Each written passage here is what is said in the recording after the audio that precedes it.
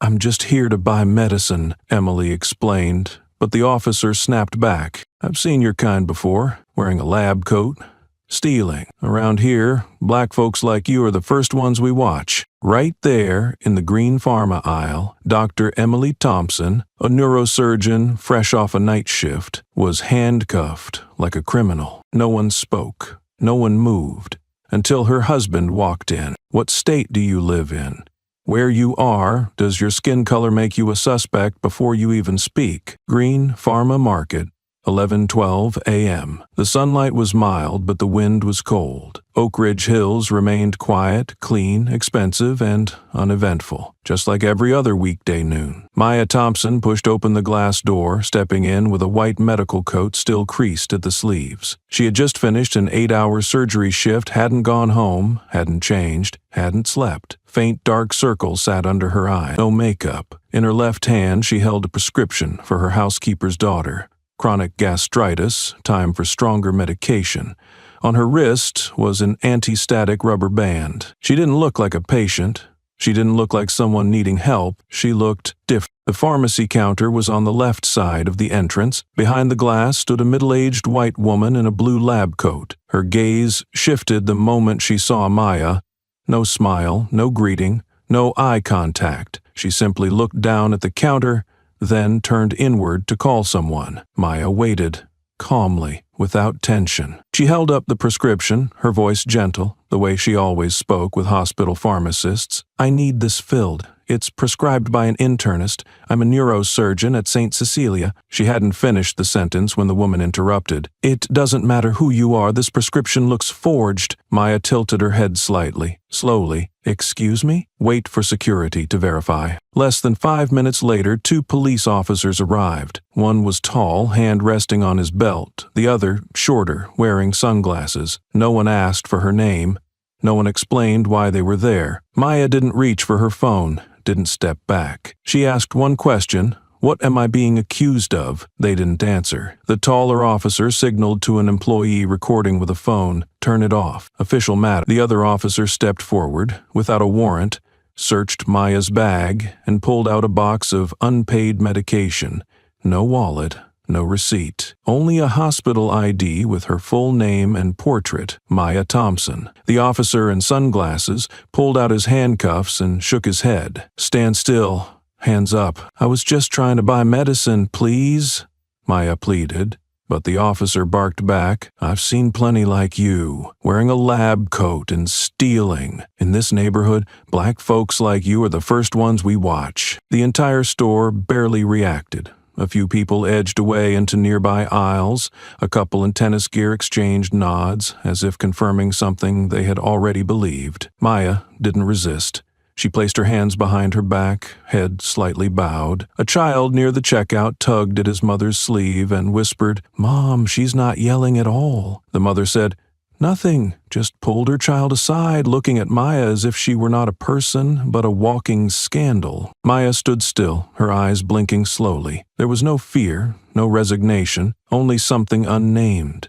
A helplessness that had long since become familiar. No one questioned why a doctor had no wallet. No one asked why a woman in medical scrubs was being treated like a criminal. No one wanted to know. Because in a place like this, a black person entering a space quietly understood to be not theirs was excuse enough to assume guilt. The cuffs were cold, tight, and unnecessary. No one had run.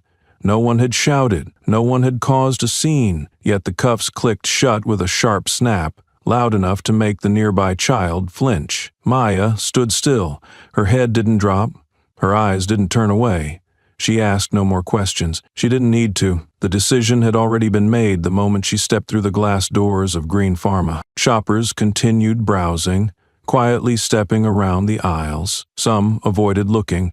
Others looked, then turned away. But the couple near the exit stopped. They watched Maya being led away between shelves of painkillers and baby diapers, as if witnessing something somber, not out of sympathy, but out of recognition. They nodded to each other. Their eyes silently confirmed another one. No outrage, no concern. just an acknowledgement of the order they were used to. Behind the deli counter, a middle-aged woman raised her phone and recorded, a few seconds before stopping. She looked at the screen, clearly seeing the badge on Officer Hansen's shoulder, clearly seeing Maya not resisting. Then, without a word, she deleted the clip. No one forced her, no one threatened her. She just knew that keeping it might get her involved, and in Oak Ridge Hills, being tied to a sensitive incident was feared more than truth itself. Maya turned back for one last look at the pharmacy counter. The woman who had called the police still stood there, arms crossed, eyes fixed on the floor, as if reconciling receipts. Their eyes didn't meet. The woman knew Maya was looking, but refused to acknowledge it, as if not looking back would erase the consequences of what she had done. Amid all the averted gazes, one person stepped forward, a cashier not yet 20. His shirt cuffs were slightly wrinkled, collar loose, eyes wider than usual. He stood 3 steps away from Maya, lips trembling.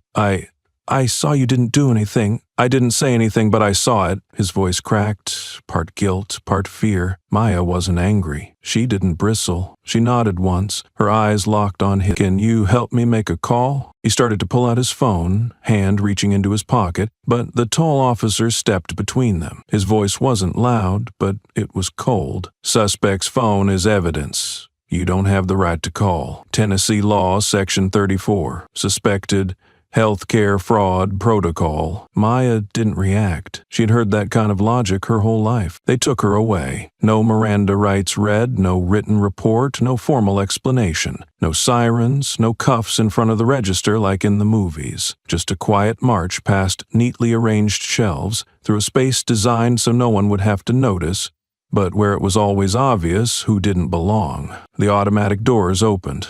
No goodbye.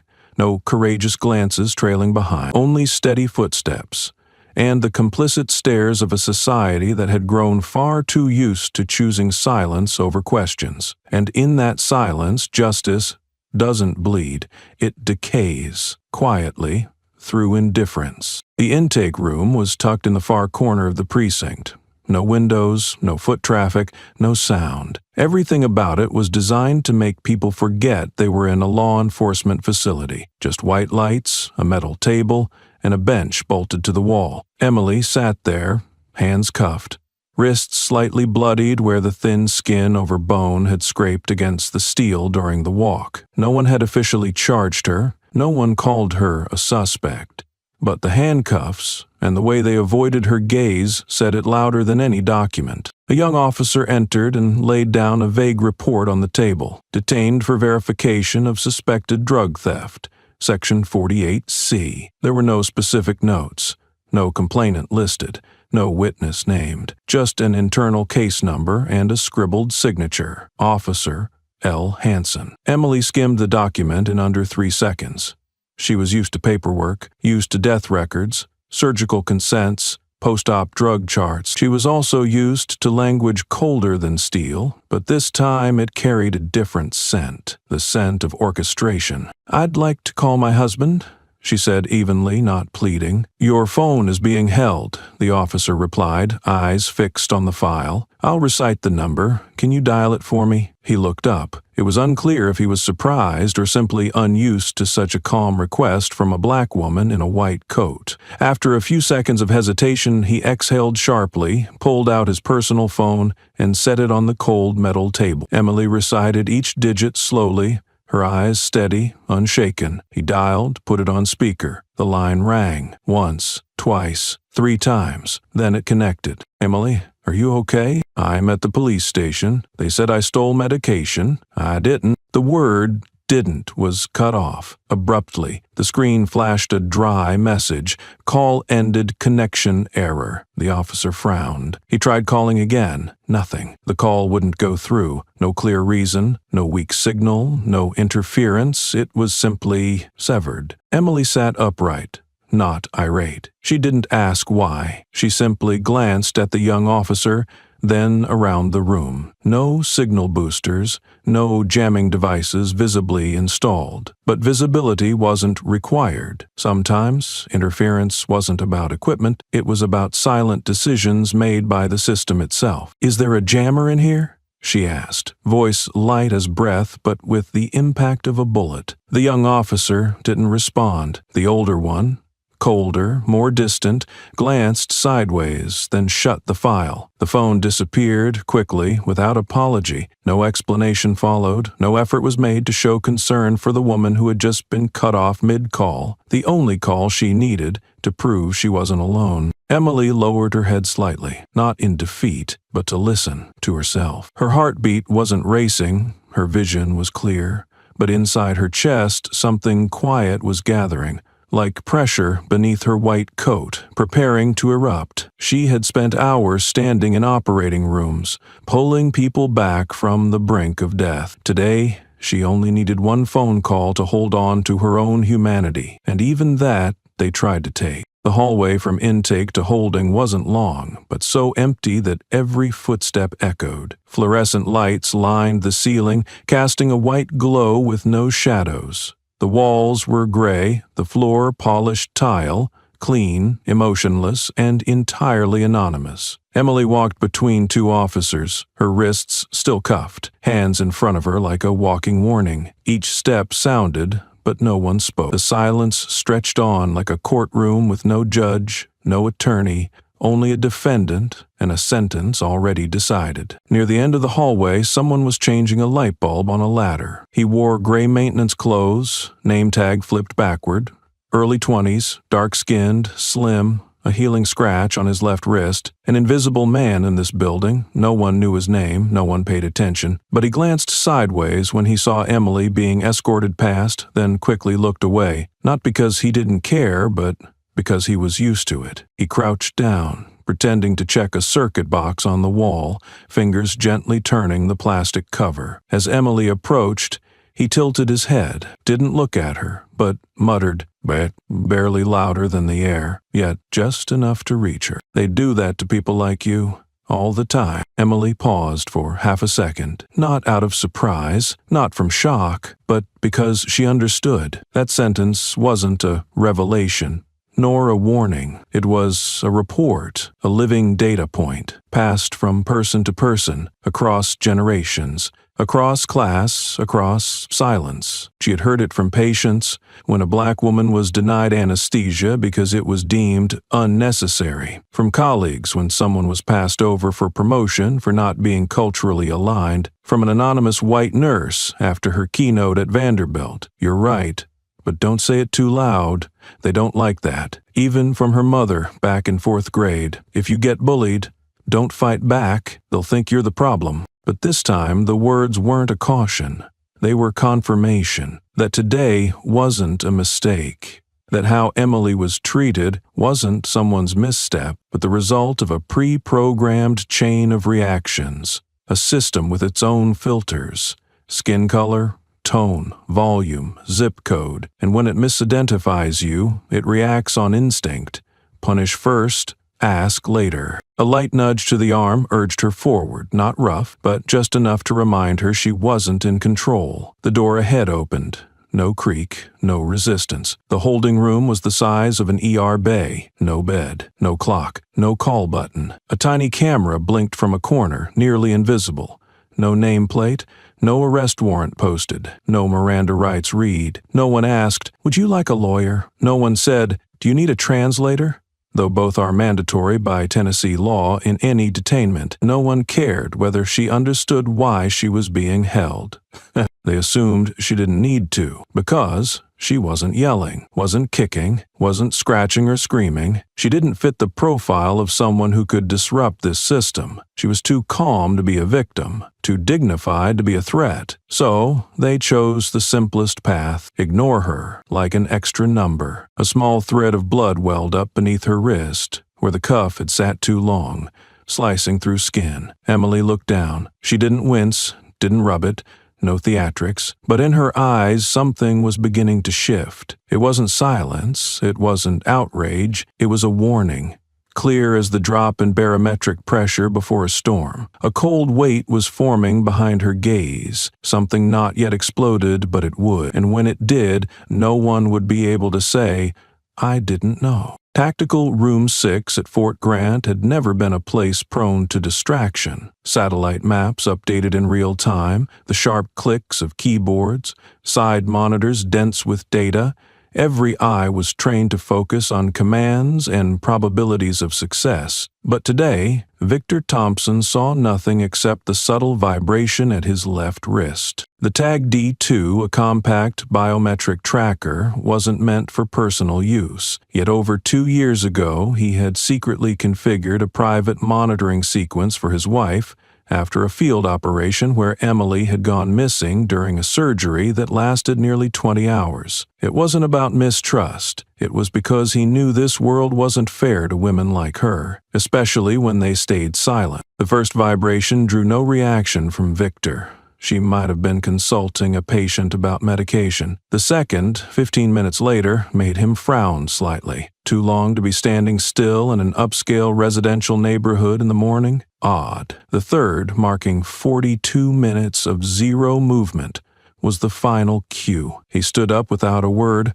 without asking permission, without a nod to the coordinator. His eyes were cold and steady, and people instinctively stepped aside, as if he was already executing a classified emergency protocol. The western hallway of Fort Grant led to the private offices of senior officers. Victor swiped through security with biometric clearance, entered a room designed like a personal data center. Everything inside was triple encrypted and severed from the Pentagon's primary network, a privilege reserved for civil military officers with federal liaison authority. He didn't sit, just placed his hand on the scanner, entered his biometric code, and activated the secondary operating system. The screen displayed a map of Nashville with various signal dots. The orange one, Emily, hadn't moved for 47 minutes. Not at home, not at the hospital, not at any scheduled location. The signal hadn't disappeared. It was locked. A quiet alert appeared on screen. Inert status. Identified zone. Municipal building. High probability. County-level police precinct. Possible local protocol signal interference. Victor tightened his watch strap. No additional map. No data lookup was needed. One question echoed in his mind. Why is she frozen in place, without warning? He knew Emily. She never made him worry unless something was truly wrong. Some junior officers called him the Steel Commander. He never lost control, never flinched, never raised his voice, not even when insulted. But what they didn't know was that there was only one thing that could ever make Victor Thompson act without clearance: Emily being in danger. He typed 2 short commands, backed up the entire alert chain, and pulled out a small encrypted USB, used only in local constitutional conflict emergencies. It was labeled 19C. Victor left the room without a uniform, without a weapon. But what he carried was something no local police station would ever expect: legal authority to override the line between civilian and military domains. By law, by rank, and by timing. The door shut behind him, and he locked it with a triple mechanism, scanned his fingerprint and retina in one motion. The room wasn't large, only slightly bigger than a Humvee cockpit, but every device inside was triple encrypted and isolated from the base network. No Wi-Fi, no Bluetooth, no outside signals, only a direct link to the military's auxiliary data infrastructure, used for covert surveillance, interagency coordination, or civilian-military crisis management. Victor launched the Tag D2 interface, a non-official biometric system he had co-developed during a deployment with MIT scientists. Each dot on the map represented someone being tracked for biomechanical and biological signals, mostly soldiers, a few civilian researchers. In the top left corner, a single orange dot, Emily, stationary for nearly 47 minutes. It wasn't just stillness. The status beside her name read, "Inert lock, unknown control." Victor had never seen this code before. It wasn't one of the standard 32 precepts. No bio warning, no data dropout, no system glitch, just signal lock, no unknown source. He ran a deep query. The system responded instantly, flashing a red icon. Device signal interference, possible administrative hold. Primary environment, municipal building. Likely, precinct or secured facility. Protocol 7A flagged. Translation: the device hadn't gone offline, it had been brought into a signal suppression zone, likely controlled by law enforcement. The 7A protocol flag meant active interference, not a glitch or user-triggered shutdown. Victor clenched his index finger. Emily never entered a police precinct without telling him. She worked at the hospital, followed her schedule, and always texted when detouring. In 8 years together, her signal had never gone unaccounted for more than 5 minutes. Today, it had been nearly an hour. No texts, no calls, no notes. No one made Emily stand still like that, unless someone was holding her. Victor didn't call command, didn't report the anomaly, didn't send out an internal alert. Doing so would route the information through at least 3 command levels, each one adding delay or risking civilian leakage.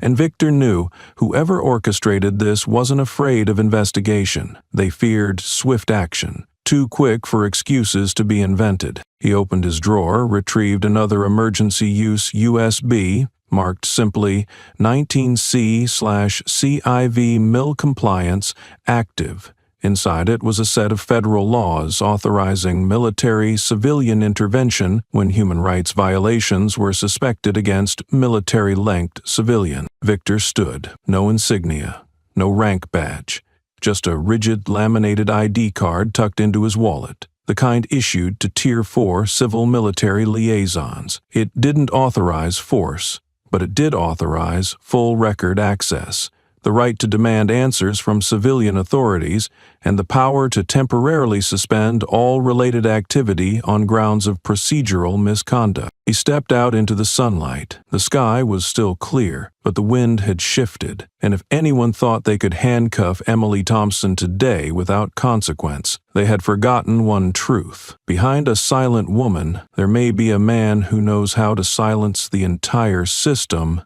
The gray military SUV rolled silently to a halt at the side entrance of Oak Ridge Hills District Police Station at exactly 12:56 p.m. No sirens, no logos, no flags. But this type of vehicle, with reinforced undercarriage and bullet-resistant glass, wasn't something the public could lease from any dealership. It was the kind used only for transfers between military bases and federal facilities. Yet today, it carried no detainees, no inspection unit. Today, it carried a husband. Victor was the first to step out. No uniform, no insignia. A dark buttoned shirt, crisp khaki trousers, soft sole leather shoes. He looked like a senior official on assignment. But there was one thing that gave him away: his eyes. Not searching, not alert. Eyes of a man who had prepared for the worst and would not stop if it arrived. Following him were Lieutenant Pierce and Major Alvarez, both in plain clothes,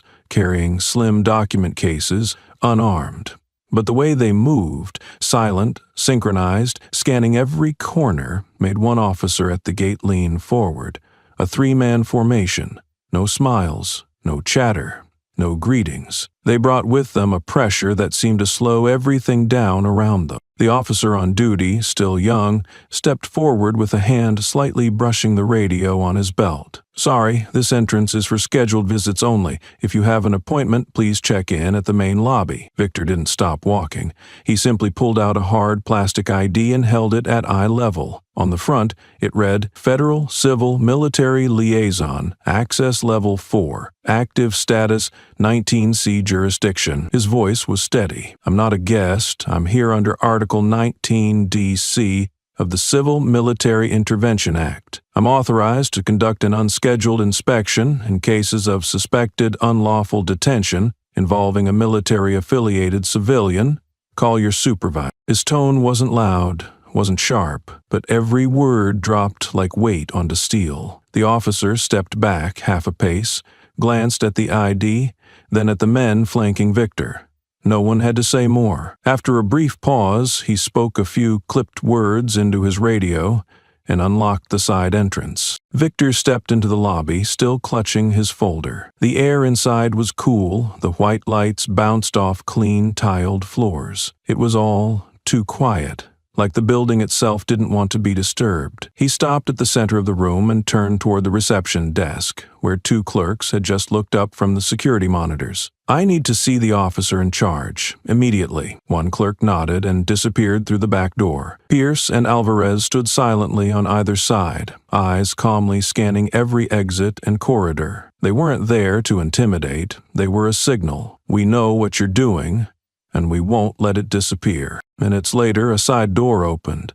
Lieutenant Holloway, the commanding officer on duty, walked in. He gave a polite nod, but his face held tension. Victor didn't shake hands or greet. He simply opened the folder and laid out 3 documents on the glass counter. "This is a printout of Statute 19C, a signal interference report from Tag D2, and a biometric log showing my wife, Dr. Emily Thompson, has been locked at this location for nearly an hour without any formal warrant or legal notice." Victor looked up, eyes steady. Not angry, but there was a question in his gaze that needed no words. "How do you plan to explain this?" Lieutenant Holloway stepped in holding a half-finished cup of coffee.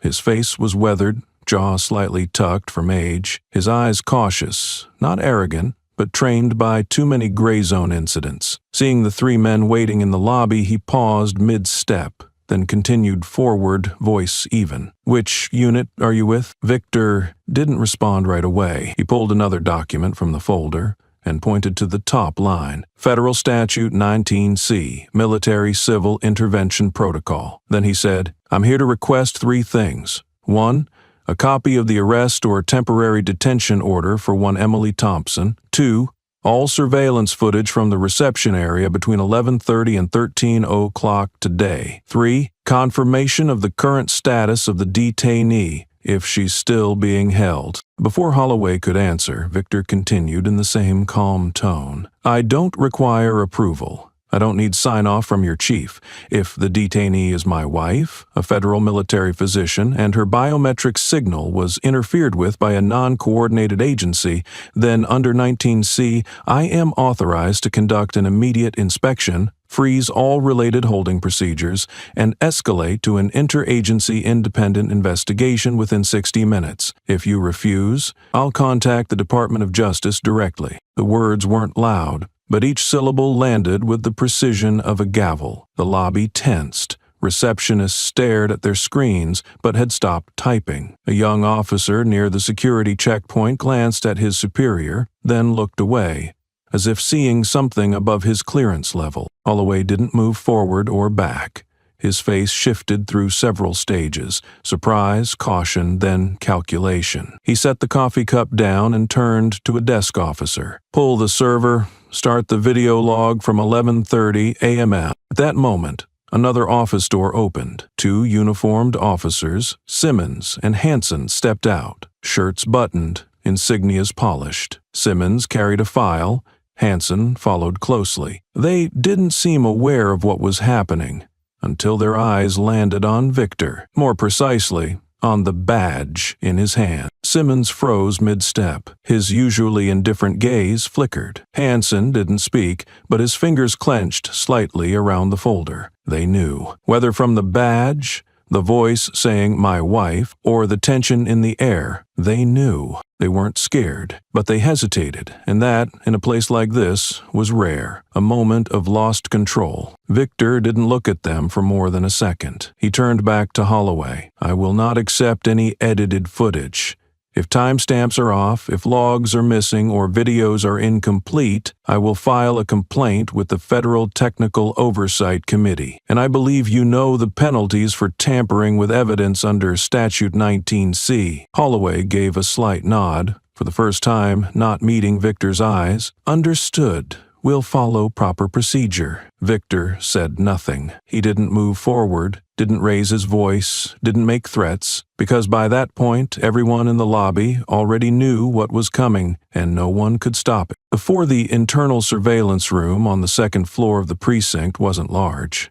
Just enough for 3 monitors, a control panel, and 2 old swivel chairs. No air conditioning, no windows. The air smelled of electronics and overheated wires, thick with the scent of metal and tension. But today, what lingered most in the room was silence. Alvarez leaned in close to the center screen, fingers flying over the keyboard as he pulled up the hourly log files. Pierce stood beside him, running a stopwatch to align the video's timestamp with the system time. Victor stood behind, arms crossed, eyes fixed on the upper corner of the monitor where the real-time clock ticked forward. The footage began.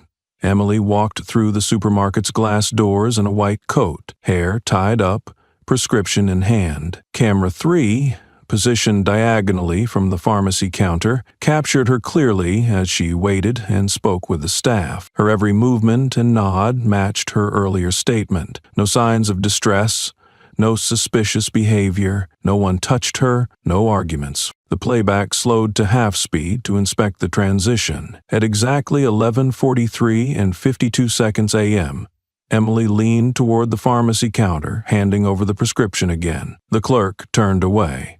Then, at 11:44 and 3 seconds, Emily turned back, just as 2 police officers entered the frame. 10 seconds, no blackout, no distortion, no visible edits or transition, just a seamless gap, clean and quiet, as if the system's memory had been silently polished. The technician swallowed hard. Could be a device error, or maybe an automatic update. The software sometimes. There's been no patch in the last 72 hours. Alvarez cut in, pulling up the update log. No firmware updates, no encoder resets, no legitimate reason for a functioning camera to drop exactly 10 seconds right before an arrest. Victor didn't turn. He simply asked, "Who has access to the raw logs?" The question landed softly, but demanded an answer. The room fell silent. The technician glanced at Holloway, who leaned against the wall, eyes half closed. After a pause, he said slowly, "Each shift has 1 person authorized to log in.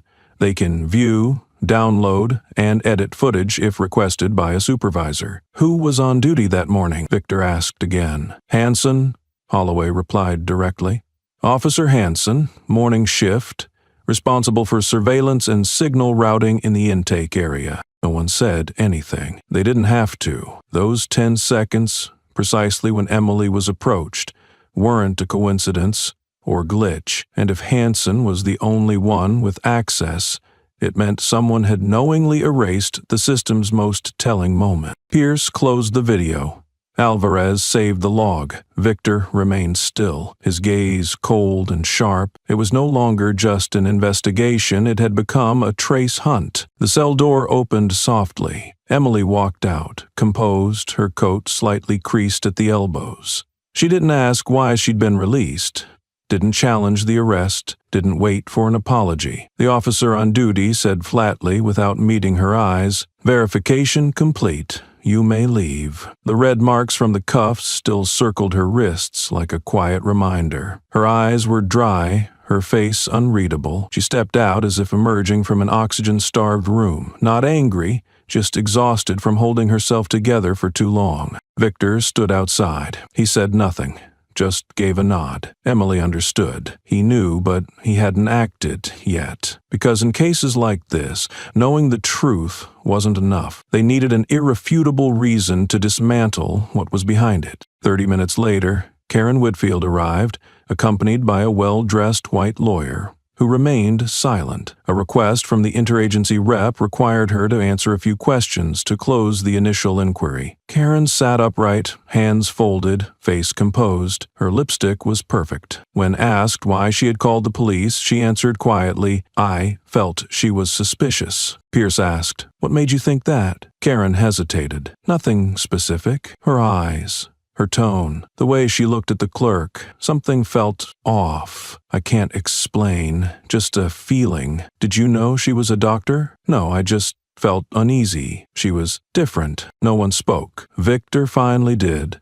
Voice low, steady. "If the woman at that counter had been white, wearing the same coat, saying the same words, holding the same prescription, would you have called the police?" Karen turned and looked at him. "Just a second." Her eyes blinked. a quiet reflex of self-protection. She then looked to her lawyer. She didn't answer. The room sank into silence. No one said more. No one needed to. That non-answer in that context spoke louder than any admission. This so-called sense of unease was just society's polished language for an old instinct, fear of the unfamiliar. It wasn't evidence, but it was enough to get a woman handcuffed. Enough for 2 officers to search her bag. Enough to erase 10 seconds of footage because that feeling had become a legal passport for every misstep that followed. Pierce closed the file. Alvarez logged the interaction. Victor looked at Karen one last time, then left the room. No grand statement. No final verdict. Just one truth laid bare. Not through footage or confession, but through the stark honesty of a feeling that turned a doctor into a suspect simply because she didn't walk in with the right skin color. That same afternoon, long shadows stretched across the southern streets of Nashville. A military SUV with no license plates slipped off the freeway without stopping, heading straight west toward the thick iron gates of Fort Grant, which opened silently as license plate sensors registered the vehicle. No sirens, no escorts.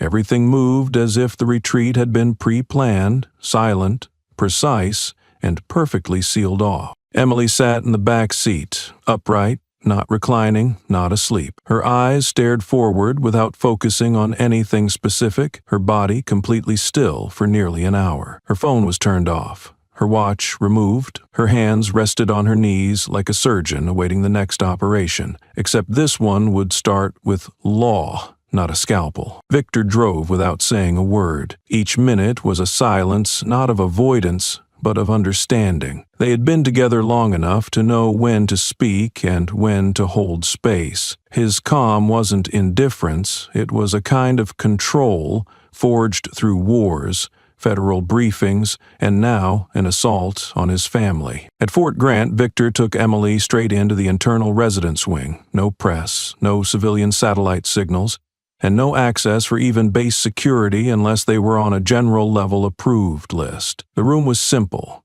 No luxury, no television, but fully insulated from the outside world, both physically and mentally. While Victor checked files and re-examined camera data, Emily sat by the window, watching the distant trees where the sun was setting gently, as if afraid to harm anything. She said nothing. She didn't check her phone, didn't open her laptop, didn't protest or question. She seemed to be in a post-segment of state, awake, but somewhere else entirely. National television flashed her name alongside phrases like "black doctor suspected of stealing medication," "surveillance footage inconclusive," "suspect displays uncooperative behavior." None of them mentioned her release, the absence of charges, or the complete lack of legal evidence.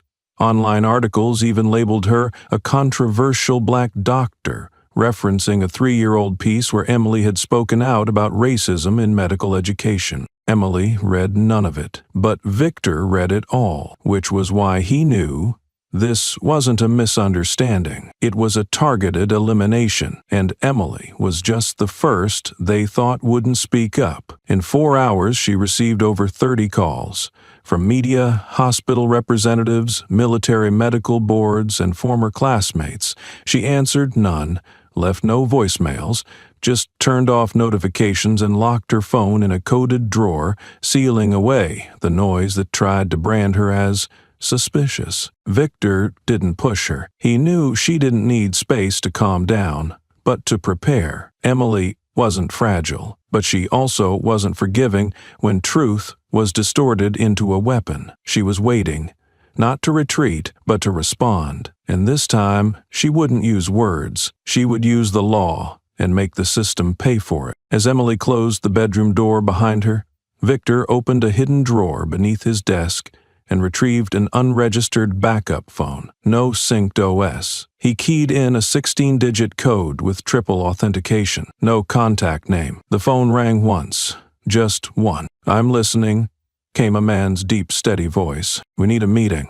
No digital trail. Fort Grant, 30 minutes, bring the team. The man was Elijah Washington. His name was on national civil rights case files, though he never stood in front of cameras. Elijah wasn't a public face. He was a figure in legal shadows, working through documents, statutes, and the tiny cracks the system assumed no one had the patience to see. Once a federal prosecutor, Elijah earned his reputation not by the number of convictions, but by the cases he refused to file, forcing internal reform instead. After leaving the DOJ, he founded an independent legal group that took on only 3 types of cases: those involving silenced voices, twisted evidence, or rigged questions designed to ensure even the innocent would fall. He didn't come alone. With him were 2 legal aides, a former military ethics investigator and an ex-Supreme Court clerk who specialized in cases deemed non-prosecutable. Alongside them, a data forensics expert who once traced tampered logs in a notorious Georgia evidence case, and a strategic media analyst, quiet, but equipped with hundreds of phantom accounts, knowing exactly when and where to drop truths for maximum detonation. They entered Fort Grant's auxiliary war room with practiced ease. No instructions, no wasted movements. Victor sealed the room with signal-proof tape.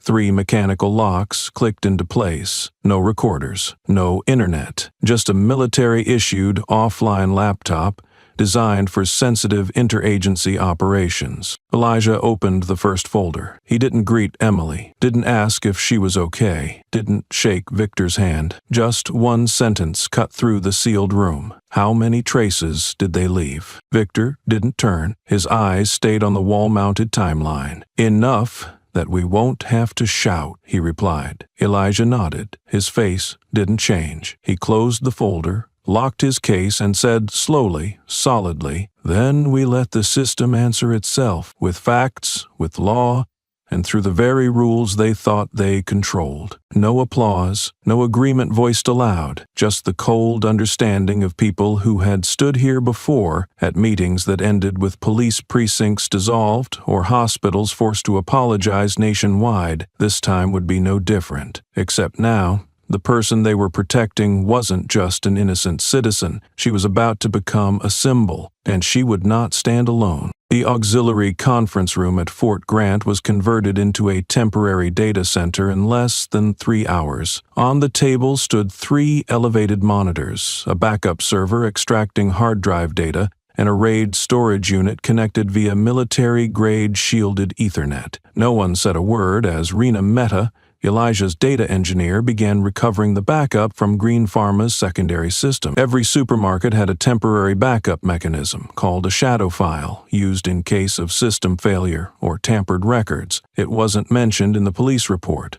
No officer requested access, but Rena knew exactly where to look. In just over an hour, she recovered the original unaltered clip, the one that had not been interfered with. Camera 3, timestamp 11:43 and 52 seconds to 11:44 and 3 seconds, the very segment that was completely erased in the footage submitted by police. But here, it remained intact, and those 10 seconds were enough to redefine the entire case. Emily approached the pharmacy counter, placed the prescription. The clerk looked at her, didn't ask, didn't touch the paper, but immediately stepped back and pressed a red button hidden beneath the tray. A small light blinked. She turned as if to look for medication, but clearly didn't look for anything. Emily stood still, holding the paper, saying nothing else. Rena zoomed in. The auxiliary camera at the back displayed metadata. 11:43 and 55 seconds, external signal detected, sync request ID S99. Rena pulled the server log and typed a private query string. Less than 10 seconds later, a series of command lines appeared, and one crucial detail surfaced. 11:43 and 55 seconds, incoming call +1. 615, 84, X9, XX2, designated recipient, Simmons, L, duration 12 seconds. Victor narrowed his eyes. "And when does Simmons appear on the camera?" Rena replied, 11:44 and 3 seconds, 8 seconds after the call ended. No one in the room spoke, but the truth was evident. No one reacts that fast to a random civilian call, and certainly no one is authorized to respond to an emergency signal sent to a private number. Pierce glanced at Elijah. A question hung in the silence. Was this a reaction, or was it a preloaded trigger? Elijah didn't answer. He simply leaned forward, eyes locked on the signal log, where the system had tried to bury something inside a redacted video. Someone gave an order, and that someone knew exactly who would answer and when. Data doesn't lie. No one can replicate with perfect timing the lag between a synced internal signal and the officer's physical reaction. If every second lines up precisely, it's no longer coincidence. It's design. It's programming. It's a call and trigger. A script played out in a system where the audience never realizes they're watching a performance. The number that called Simmons wasn't from the supermarket's internal network, not from the security office, and certainly not from 911 dispatch. Rena traced the cellular ping at 11:43 and 55 seconds, cross-referenced it with the nearest tower data, and the results came back. A prepaid number. No registered ID, but one that had contacted 3 numbers listed in the Tennessee State Administrative Investigation Bureau's secure data. One of those numbers was registered to George Simmons, president of the Nashville Police Union and, coincidentally, the biological father of Officer Simmons, the very man who handcuffed Emily. Victor straightened in his chair, hand paused mid-motor on the table. Elijah remained silent. No judgment in his expression, but his eyes bore into the screen like a prosecutor watching a witness lie, while knowing the entire testimony was already recorded. Rena didn't stop. She opened a second tab and ran a signal scan across the area surrounding Green Pharma within a 200-meter radius. The results confirmed. At the time of the call, no signal was logged from civil dispatch or police systems, meaning the call didn't originate from emergency infrastructure. It was personal, direct, off-grid, and most critically, it was never recorded as an operational coordination call. Alvarez tapped the table gently. Pierce took notes of every timestamp. But it was Victor who asked the one question that mattered. If we prove this was an order, not a reaction, what does that mean legally? Elijah didn't look up. His voice was clear and unwavering. It shifts the entire case from procedural failure to conspiracy to abuse power and unlawful arrest. It's no longer system error. It's a premeditated crime. The room fell into another moment of silence. Rena kept digging through call records from the same hour. Then another pattern emerged. Similar calls had occurred 3 times before, each during random inspections at 3 other supermarkets in Oak Ridge Hills, all involving black shoppers, all ending with police presence, and none resulting in prosecution. Each one was triggered by the same anonymous number. Only then did Elijah close his folder. He didn't raise his voice, but the words hit like a hammer on the spine of the system. They don't need cameras. They just need a button and someone who knows how to press it. He looked at Victor. And that day, the person standing in place to be pressed was your wife. Rena's final line of code was entered into the evidence log. Signal intersection. George Simmons. Unregistered number. Activation timestamp matches the call that led to the arrest of Emily Thompson. Elijah closed his eyes for a few seconds, then opened them again. Cold, sharp, and certain. We're not suing a man. We're forcing the entire system to admit it was programmed to get it wrong, on purpose. George Simmons, 62 years old, prematurely gray-hailed, tall and thin with a deep measured voice, no longer appeared at press conferences, never spoke to the media, and did not represent any campaign on social media. Yet whenever any change in police policy in Tennessee was mentioned, his name still surfaced, not as a spokesperson, but as the person who had signed off on every proposal before it even reached the table. George was the former chief of police for East Nashville, once serving as the coordinator for internal responses during minor riots. His term had no major scandals, but he left behind dozens of regulatory adjustment notes that later became the backbone of controversial legislative proposals. One of those was Bill 118B, a document disguised under the name Proactive Public Safety Protection, allowing police to act preemptively if they sensed signs of disturbance without the need for any clear unlawful behavior. George's legal argument hinged on a vague but weighty phrase, perceived threat. When questioned before a federal legislative subcommittee, George once replied, "We don't have the luxury of waiting until things explode.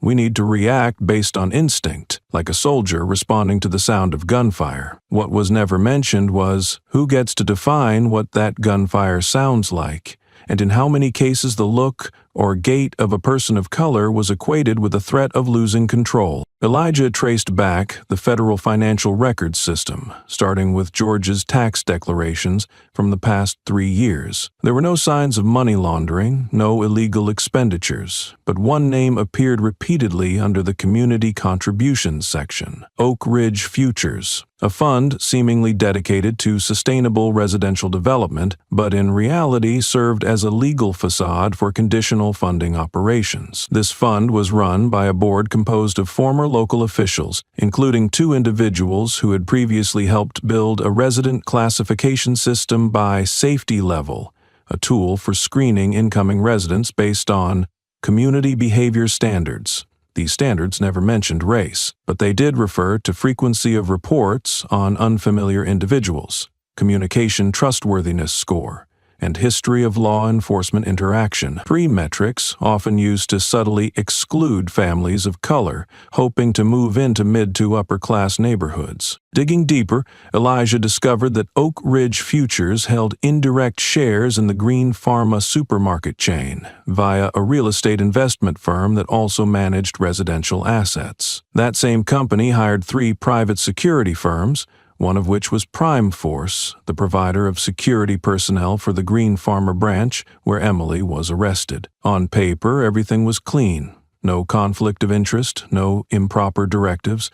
But when a system is constructed so that every link is legally sound in isolation, the real question becomes, who designed how those links connect together? George Simmons never had to show his face. He didn't pick up the phone, send an email, or sign an arrest order. But he had built a system of reaction without accountability, where every mistake could be excused as reasonable under the circumstances. And in that context, a black woman in a white lab coat walking into a supermarket in a white neighborhood became a risk that called for immediate action. George Simmons signed no documents related to Emily's arrest. He made no calls to on-duty commanders, issued no email directives, and gave no inflammatory public statements. But Elijah knew, and so did Victor, that he was the architect of the entire chain of reactions that led to Emily being handcuffed for standing still in the wrong skin. During his years as president of the Nashville Police Union, George had quietly engineered what Elijah called a law enforcement reflex mechanism without liability. Its internal name, Rapid Preemptive Protocol, RPP. This protocol allowed officers on the ground to intervene even without clear signs of unlawful behavior. As long as there was sufficient reason to generate concern for public safety, the system was legalized through cleverly worded forms, never using the term arrest, instead recording it as situation isolation, never labeling actions as violations, only noting post-responsory procedural adjustments. Elijah had seen many similar models, but none that operated as invisibly as the one George Simmons had created. It required no direct orders, no synchronized execution. Every agent, from the pharmacy clerk to the on-site officer, was trained by repetitive exposure to a single assumption. If something feels wrong, don't question. Act. None of this would be possible without funding, and the money, Elijah discovered, came from one single source: Oak Ridge Futures. This fund didn't just pay for community development. It also transferred budgets to the union under the guise of strategic media sponsorship, specifically campaigns that protected police reputations after controversial incidents. This PR team was a conglomerate of public relations lawyers, crisis management firms, and pre-built social media accounts designed to shape public opinion. Every time an incident occurred, they didn't deny or attack, they simply planted one question: do you really understand the context? Enough to divide the public and blur the line between victim and suspect. Elijah called it a passive defense network. one where no orders were given, yet every act was later shielded.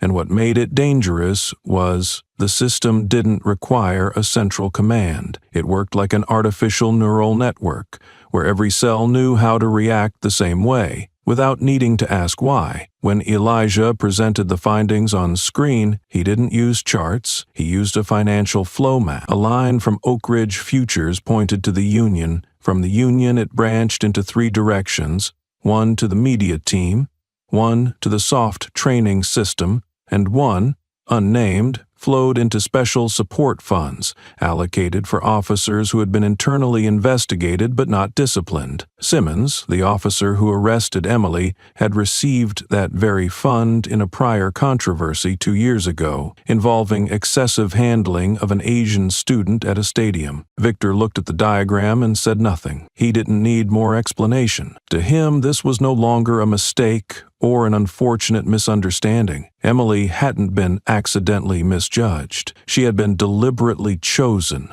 selected as the perfect example of what the system feared most. An educated, outspoken black woman who dared walk into a space the system never intended for her to enter.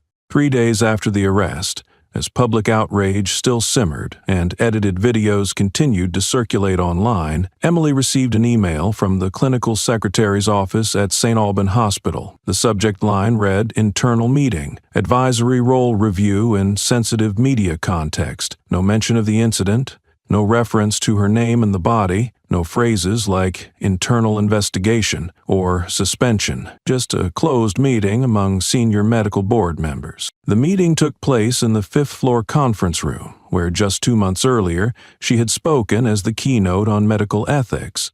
But this time there was no nameplate, no bottled water, no one to greet her at the door. The room was already full when she walked in. Dr. Peter Haldren, medical director, sat at the center. To his right were the head of surgery, legal representative, and chief resident. On his left, 2 senior advisors, one of whom had endorsed Emily's board nomination last year. No one looked at her for more than 3 seconds. No one stood. No one offered a seat. Emily pulled out a chair herself and opened the blank folder in her hands, not to read, but to signal she hadn't come empty-handed. The director began with a vague tone. "Today's meeting isn't about assigning blame or concluding any professional misconduct. We're simply here to discuss how to preserve the hospital's reputation and operational stability during a sensitive media period." It was Dr. Rhodes, who had once emailed birthday wishes to her daughter, who cut to the point. "We believe, to reduce unnecessary tension within the training program, a temporary step back from your advisory role may be advisable, not because you did anything wrong, but because you've become a focal point we can no longer manage." Emily said nothing, no rebuttal, no sarcasm. She simply scanned each face, slowly, as if peeling away invisible masks. She wasn't surprised, but she was clearly disappointed. The head of surgery added, voice gentle to the point of artificial, "We deeply value your contributions, but we're obligated to consider the long-term stability of the collective." The legal rep nodded silently in agreement. Everything was phrased politely, every sentence wrapped in the ribbon of professional goodwill. No one used the term forced resignation. No official paperwork was presented, but Emily understood perfectly.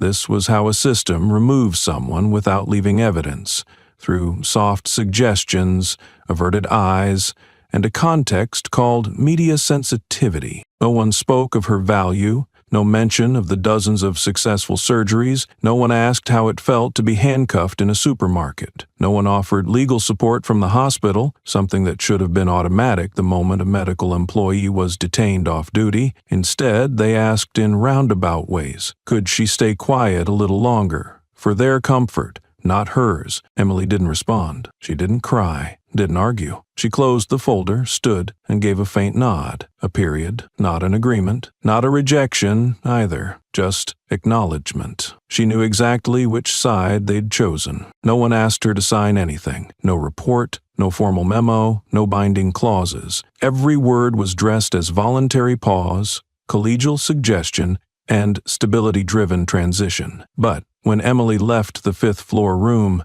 everyone remaining knew they had just delivered an unwritten message. She was expected to disappear, at least until the internet forgot her name. The door shut without a sound. The hallway was empty. Emily didn't rush, didn't slow, but every step had weight, steady, firm, and unwilling to tuck into any shadow. She was used to sidelong glances, but this time what hurt wasn't the discrimination, it was the avoidance. The hospital director wasn't present, the same man who stood on stage last year at the medical gala declaring Emily a model for the new generation of socially conscious doctors, hadn't sent a single message. Instead, an internal email was sent at 4:37 p.m. that day, announcing a temporary adjustment in the medical advisory panel to ensure academic continuity during sensitive times. No names mentioned, no one removed, but everyone understood. The only person now silenced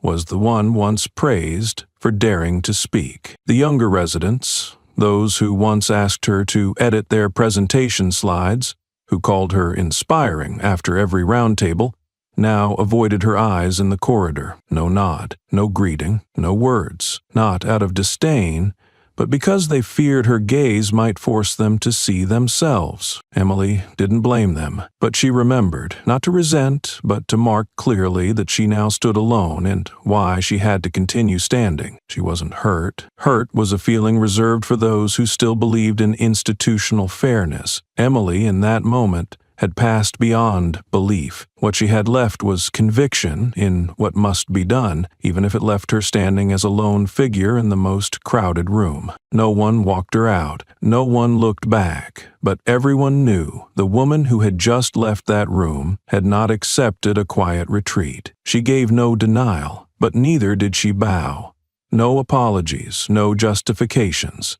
She let silence speak for her, a silence not of surrender, but of someone who knows her voice matters only when it's used at the right moment, in the right place, and with the full force of law. When she returned to her office, her inbox had been locked pending access verification. Her hospital login displayed authentication required. She wasn't surprised. It was the final step in the voluntary transition cycle. Close the space, kill the signal, and push her out without ever signing a single document. Emily pulled out her phone, opened her notes app, and typed one line: "Start from where they expect you to retreat." Then she closed the phone, stood up, and adjusted the sleeve of her coat, the same white coat she wore the day she was handcuffed. But now it was no longer a symbol of title. It was a declaration, and she was not retreating. Not today, not ever. 2 days after Emily left St. Alban Hospital, there were no statements, no interviews, no official posts from her or her legal team. But the internet didn't wait for permission to speak. A 48-second clip suddenly appeared on X, Twitter, filmed from behind a product shelf near the pharmacy aisle at Green Pharma.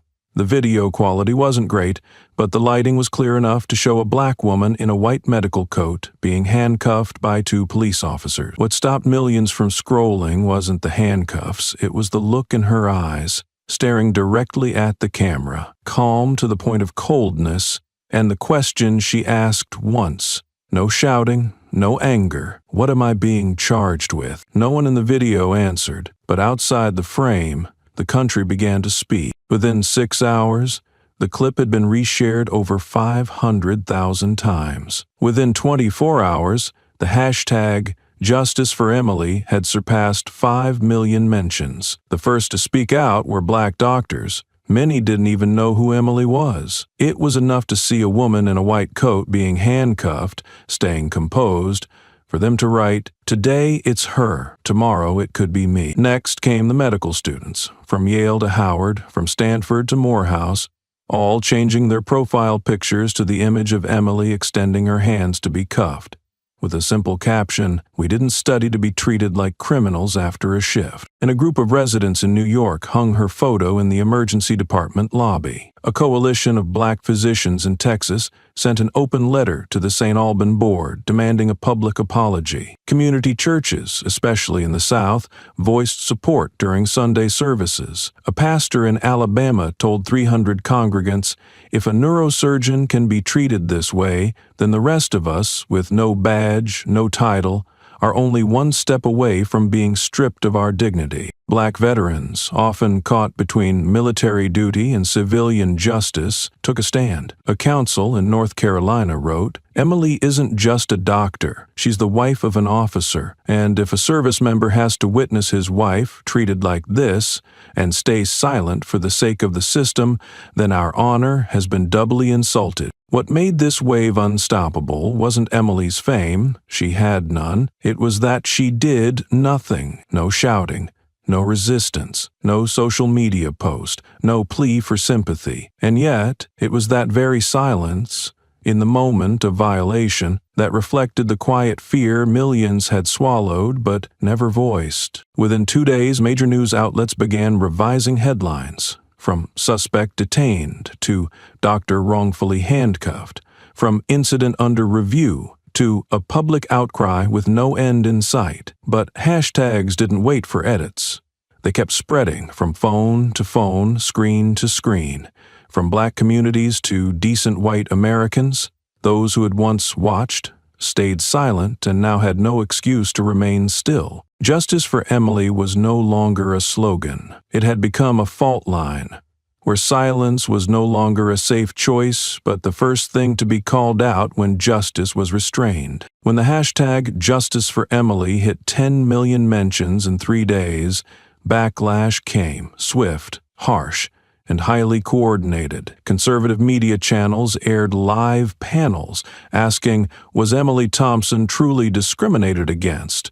Or is this another case of political spin on an everyday encounter? Hosts played clips of speeches Emily had given years ago, where she spoke about the right to question a healthcare system that doesn't represent all patients. Taken out of context, these words were stitched to footage of her being cuffed, with the caption, "A woman who distrusts the system now demands justice from it." On far-right forums, Emily's image in handcuffs and a white coat was circulated with the caption, "The face of manipulation." A viral Facebook post with over 200,000 shares read, "No one is arrested just for their skin color. Maybe she acted in a way that raised concern." No one mentioned that the video had been edited. No one explained that the cuffs were placed before Emily had even left the counter. Truth no longer mattered. Only emotions and each reader's political stance. One side hailed Emily as a symbol of black dignity and resilience. The other called her a manipulator, using race and education to dodge responsibility. The division spilled beyond social media. Hospitals, classrooms, boardrooms, and churches all became sites of whispered debate. Some supported her but dared not speak aloud, fearing accusations of being too sensitive. Others sent anonymous letters to hospital boards. One doctor openly said during morning rounds, "We're turning an administrative issue into a civil rights movement." Then came the military. Public pressure placed Victor, Emily's husband, under constant watch. Several articles asked, should a high-ranking officer intervene in a civilian matter just because the detainee is his wife? Seemingly harmless, the question carried a sharp edge.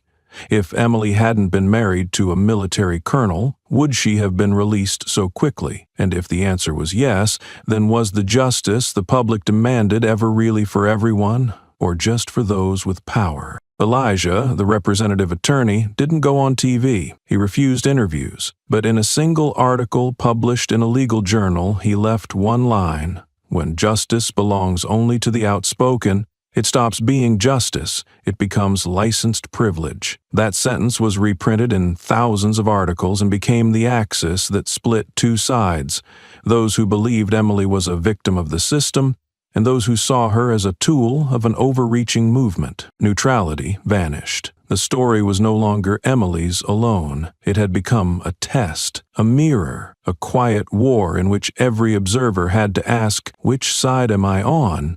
And if the roles were reversed, would I still believe I was right? That morning began in silence, not the peaceful kind, but a hollow, freezing kind, as if the whole neighborhood was holding its breath for something no one dared to speak aloud. Maya stepped onto the porch at 6:12 a.m.ing, holding a cup of coffee she hadn't yet sipped. She froze. The front door was splashed with blood-red paint, dripping from the handle down to the steps in thick streams. Across it, scrawled in black paint, the words were clear: "Go back to where you belong." She didn't scream, didn't step back. Maya just stood there. Her eyes didn't blink. Her body was frozen, while inside her head, a flock of panicked birds flapped wildly. Marcus heard the sound of breaking glass.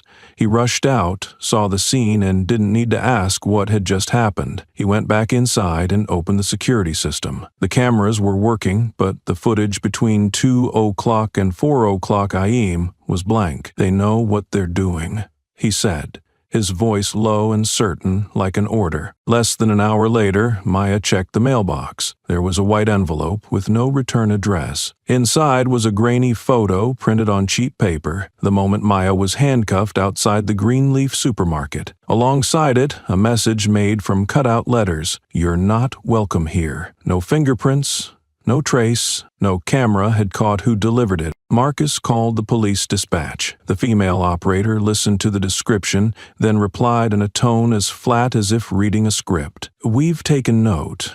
However, there's insufficient basis to launch a criminal investigation. If something more serious occurs, please call again." No reassurance, no promise of patrol, just a door slammed shut by cold procedure. Maya laughed. Not because it was funny, but because it was absurd. A doctor who had saved hundreds of lives now had to protect herself from the very system that was supposed to protect her. She stood in front of the red-smeared door. Sunlight hit the paint, making it glow like fresh blood.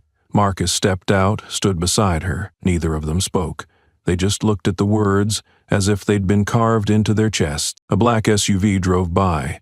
The driver, a neighbor, glanced at Maya, met her eyes, then quickly looked away. No one stopped. No one asked. Silence. The most terrifying kind. The silence of those who know and do nothing. Maya took a deep breath, then turned to Marcus, her eyes steady. Paint can be washed off, but cowardice never. That night, Mr. Jacobs, the kind elderly neighbor who used to bring Maya chia seed toast every Sunday, was stopped outside his house by two police officers as he returned from a walk. They weren't loud, nor aggressive, but their voices were cold and out of place in the normally calm neighborhood. They asked him about his relationship with the suspect Maya Thompson, why he frequently entered the subject's property, and whether he had ever observed any unusual behavior from that household. Mr. Jacobs, a retired history teacher, had never been interrogated in his life. He stood frozen, still holding a doggy bag, his back slightly hunched with age.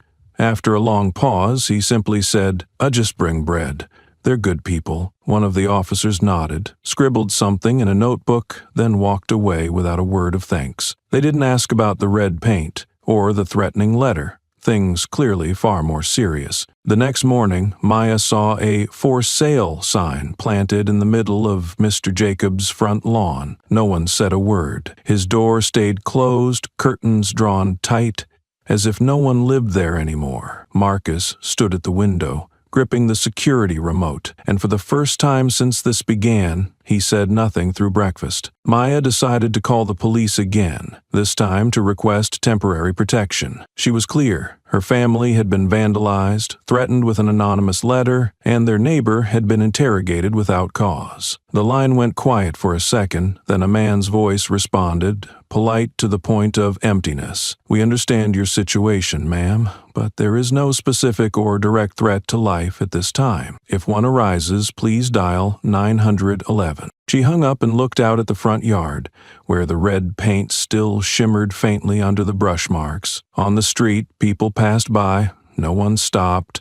No one looked. A high-end, modern, clean neighborhood, and completely frozen. The wall needed no bricks. It was built with the silence of those who chose to turn away. That night, Maya sat in the living room, the floor lamp casting a hard shadow along her cheekbone. Marcus sat across from her, still in uniform, phone on the table in front of him, ready to call his superiors if things escalated. They didn't speak, but there was a wordless agreement between them.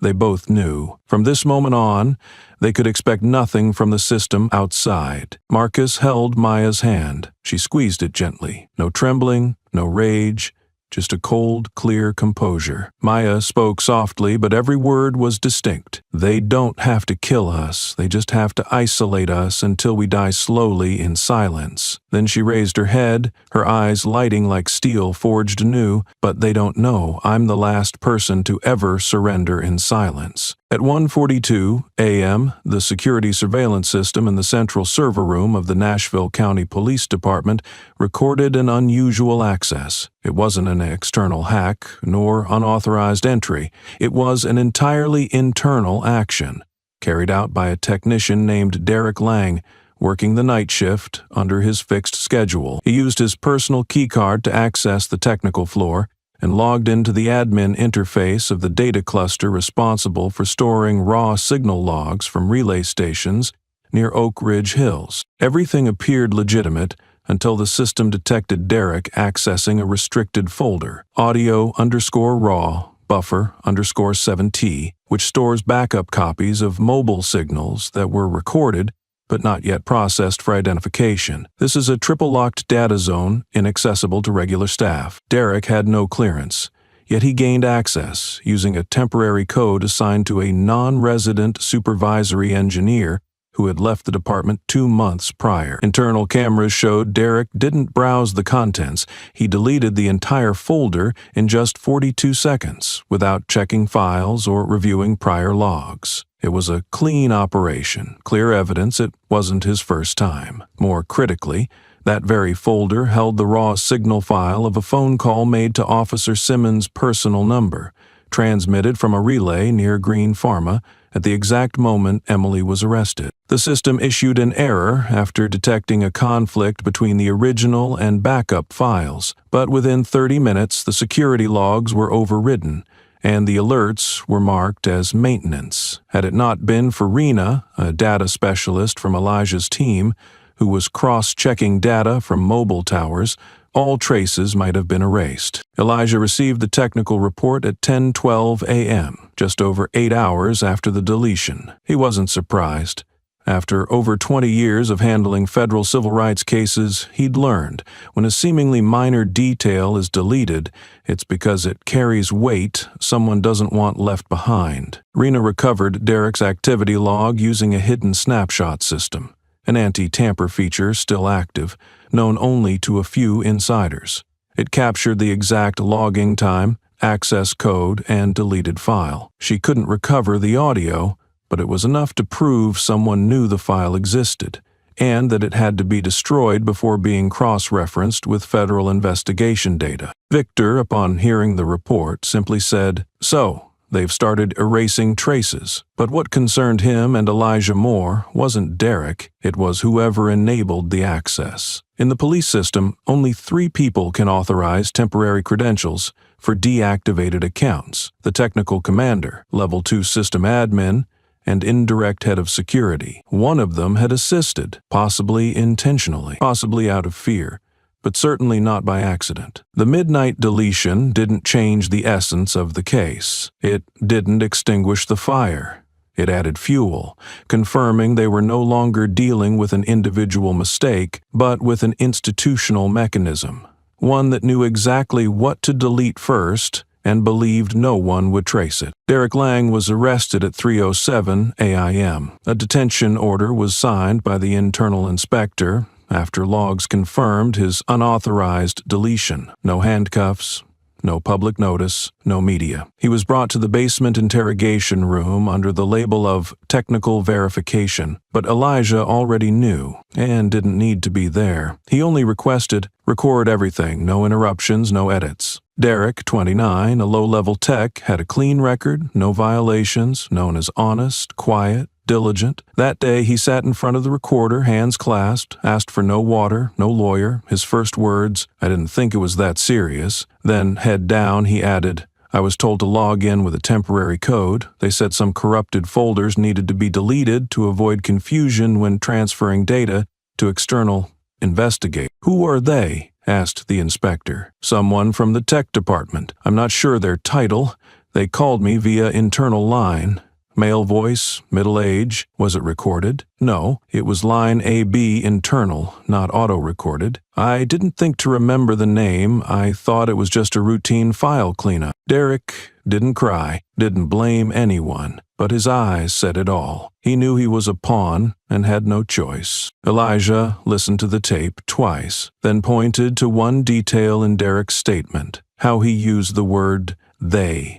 Never once he or that person, always they told, they asked, they said. It wasn't evasion, it was the mark of a system that trained its enforcers not to see authority, only instructions. Victor asked Rena to trace all internal calls from the third-floor tech desk to line AB in the 48 hours before the deletion. Result: 3 calls, one from a desk registered to KJ Warren, Assistant Technical Supervisor, authorized to issue temp access codes. Elijah didn't request Warren's arrest. He submitted a court order to seal all technical floor access data for 7 days to prevent further trace wiping. But he and Victor both knew Warren wasn't the core. He was just another Derek on a higher floor. The real puppet master hadn't surfaced, but they had made a mistake. They thought Derek would finish and stay silent. They didn't think he'd be caught. They didn't think anyone else was watching them from the outside. With Derek's testimony, Elijah didn't yet have enough to indict George Simmons. But he had something stronger, a chain linking power, technology, and fear. And if someone high up had issued the command to erase George's name from the signal, that very command had permanently attached George to the case, not through evidence, but through the fear the system revealed, by scrubbing away every trace before anyone could see. Victor Ellis was the quietest member of Elijah Washington's legal team, but whenever he opened his laptop, the silence turned dangerous.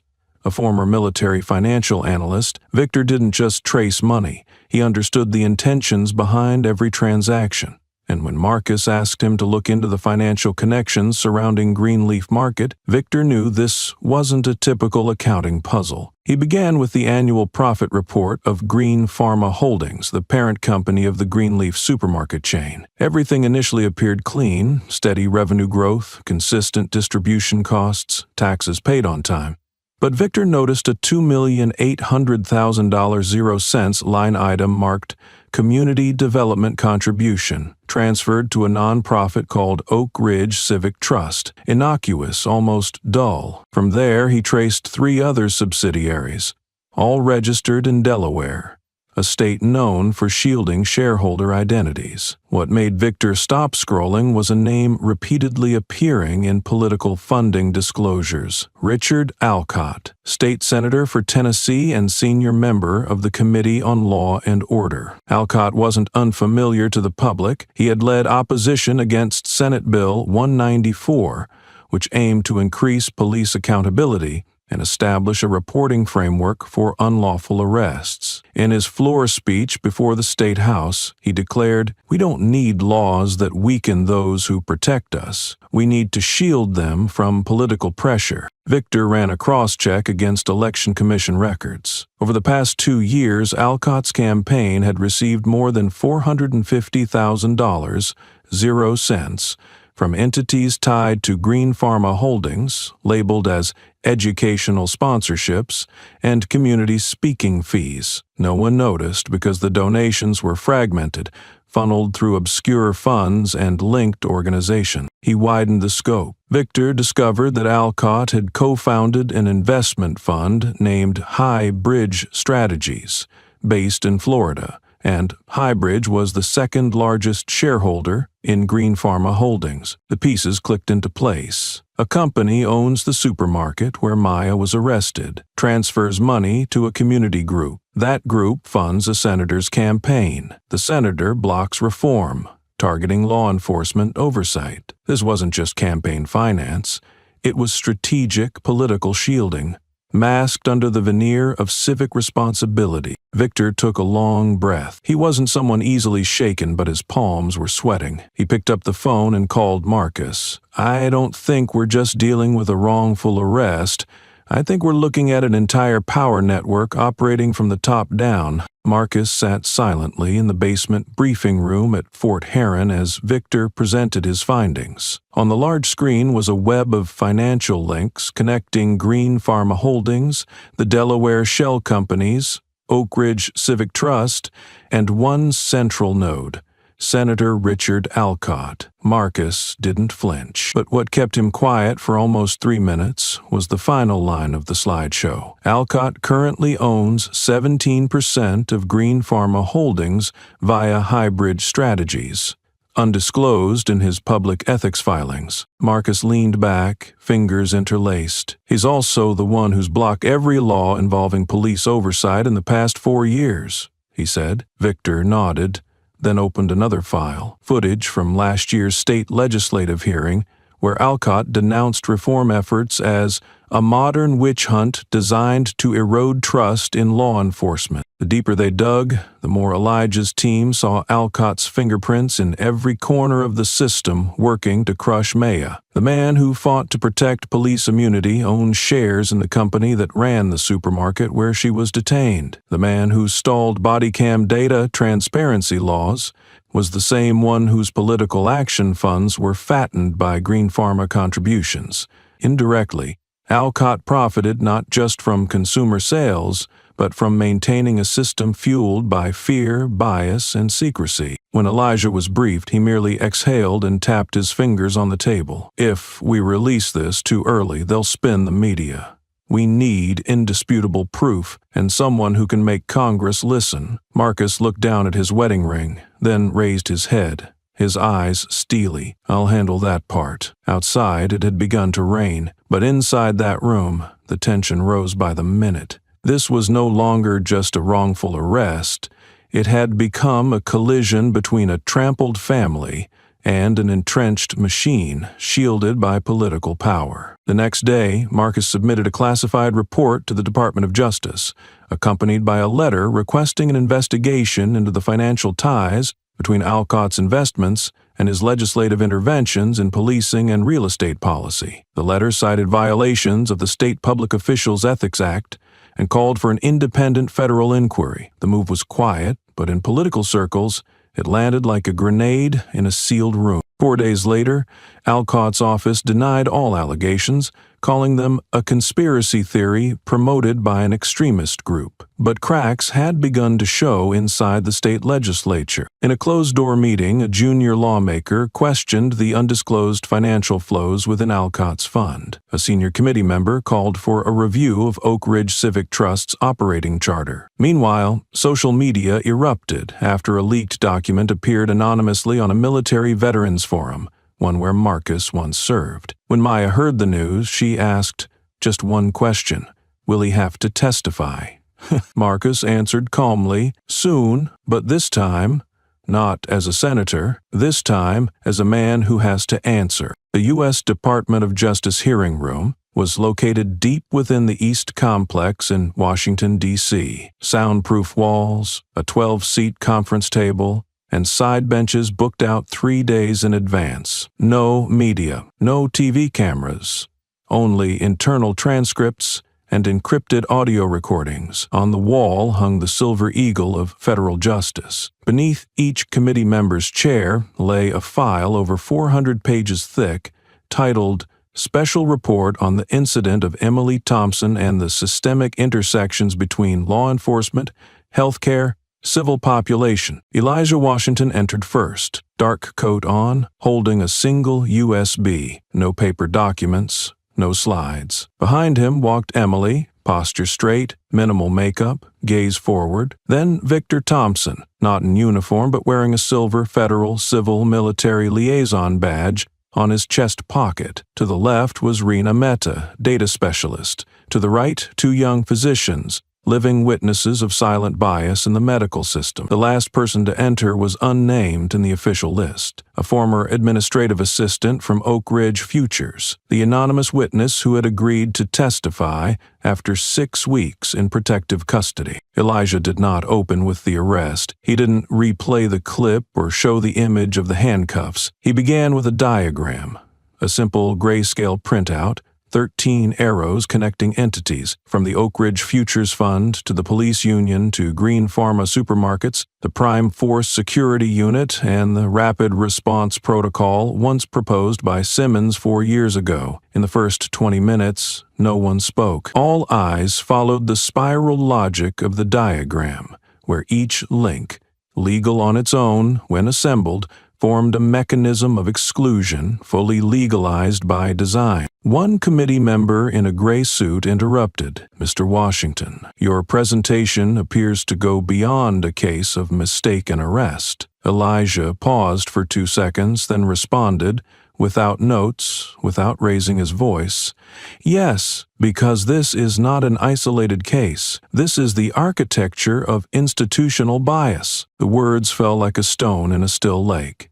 No immediate rebuttals. Elijah continued, this time without visuals. He explained the process of manufacturing perceived threats in police response, how data was deleted by those unaware of its consequences, and why the arrest of one physician triggered a system-wide manipulation of information within 72 hours. He didn't need outrage. He simply listed the facts, because a system that thinks it is just will always reveal itself by how it reacts to truth. And in that time frame, Emily was no longer the victim.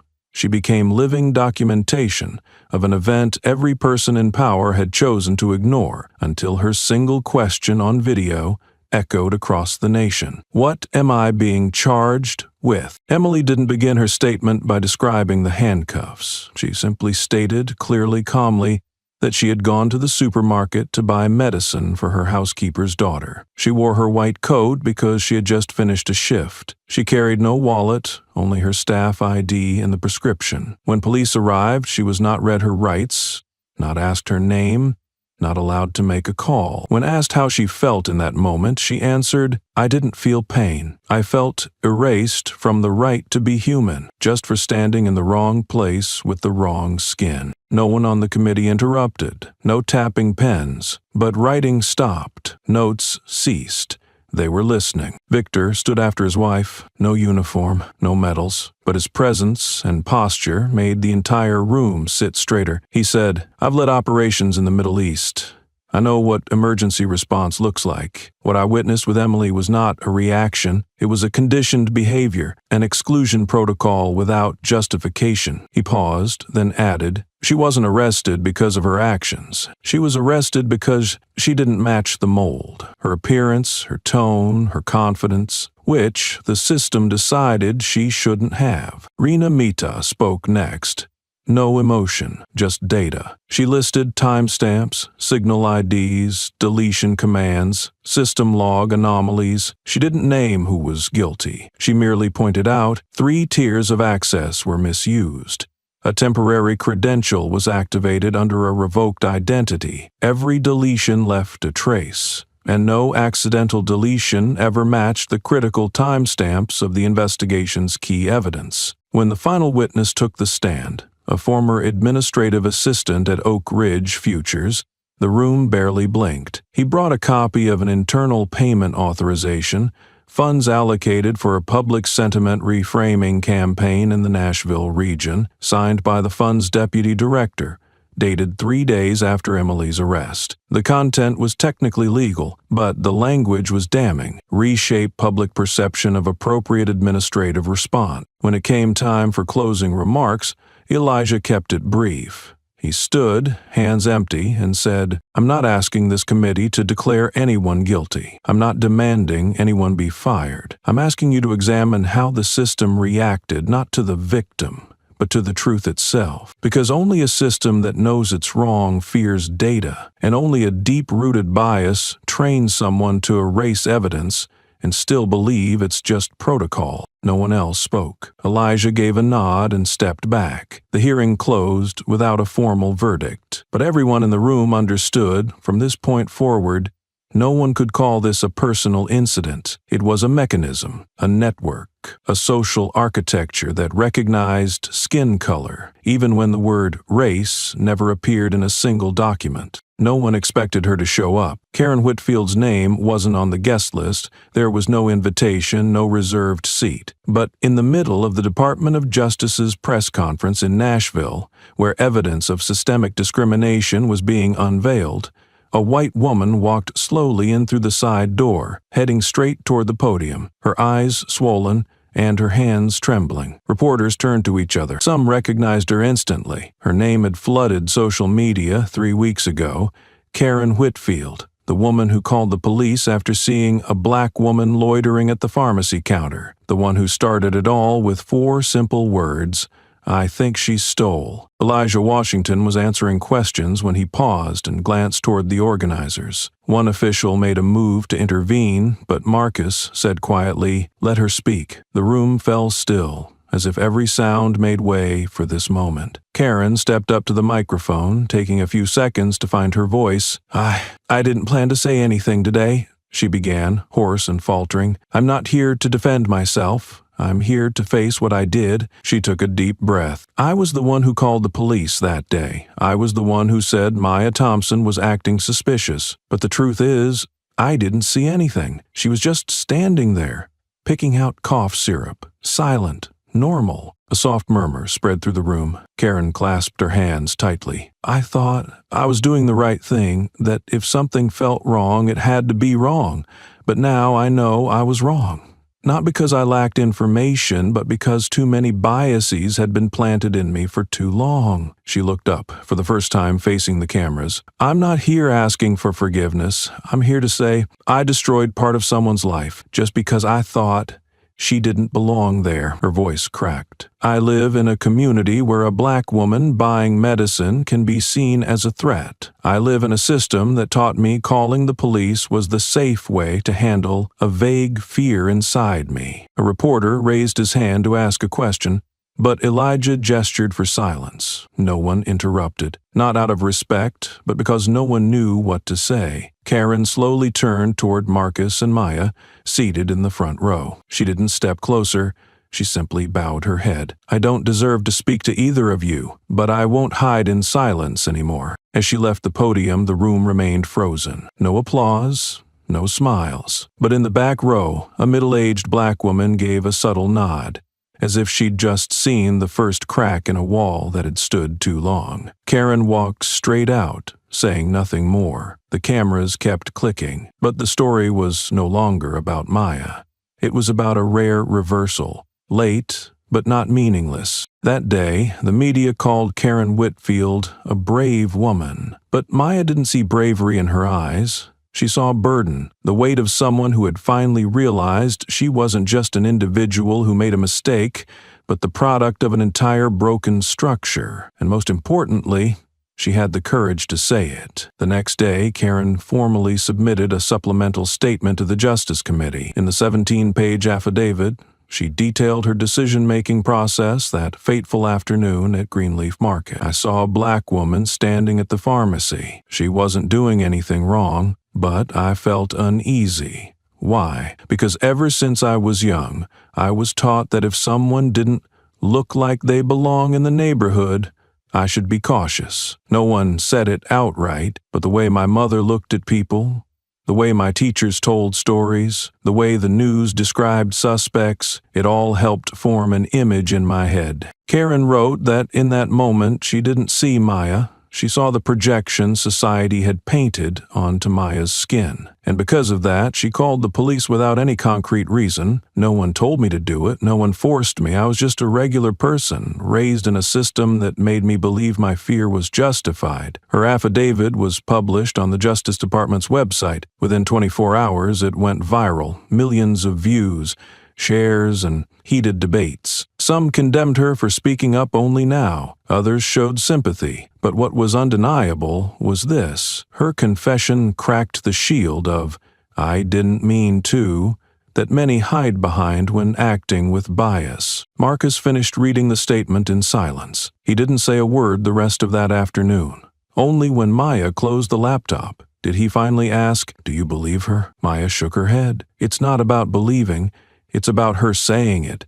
And there's no taking that back." A few days later, a high school in Oak Ridge Hills held a discussion on racism. The topic, why would someone like Karen be the one to call the police? For the first time, the conversation didn't center around bad people, but around how a well-meaning society could still create dangerous mistakes. Karen's story didn't erase Maya's pain, but it opened a door, small, narrow, and thorny, for those who once thought themselves innocent. It posed a question bigger than any courtroom verdict.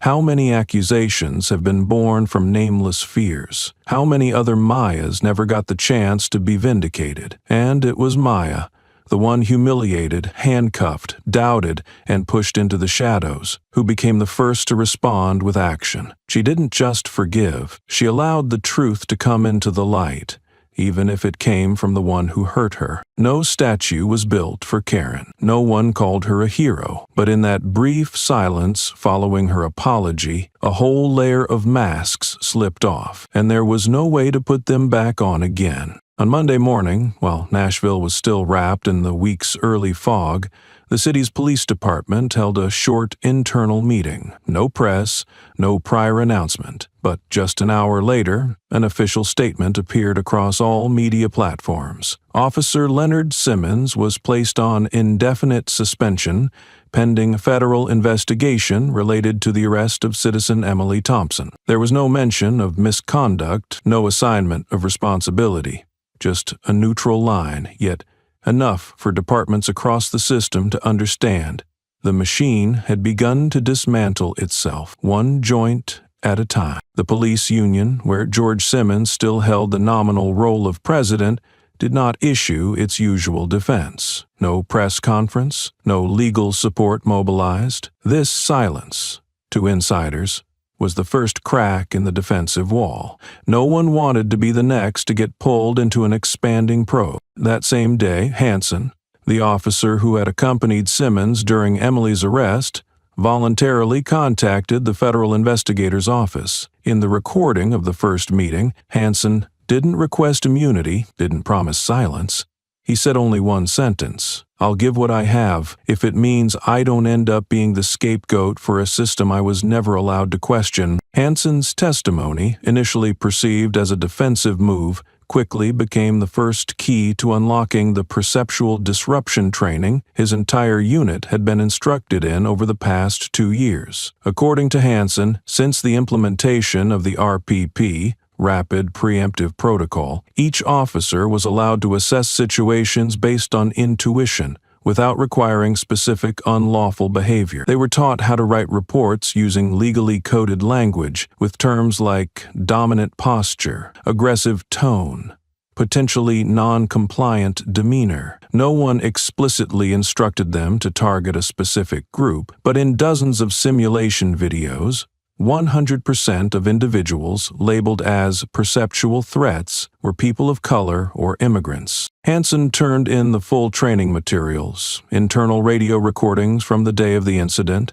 and even an encrypted message exchange with Simmons. The content was brief, but unmistakable. Simmons, 10:43 a.m. EM. Target spotted. Pharmacy counter. Activate RPP if needed. Hansen, 10:44 a.m. EMT. Hold position. When asked whether Simmons ever received instructions from higher up, Hansen was silent for a long moment. Then he simply said, "I'm not in a position to know who makes the decisions, but I've been in the force long enough to know Simmons didn't come up with that model on his own." That afternoon, in a closed-door meeting at the Department of Justice, Elijah received a transcript of Hansen's statement. He wasn't pleased nor surprised. He simply said to his team, voice lowered, "We don't need him to name George. We need him to confirm that George didn't need to issue the order, because George created the rule book that told others how to act in his place." That statement was recorded in the internal meeting minutes,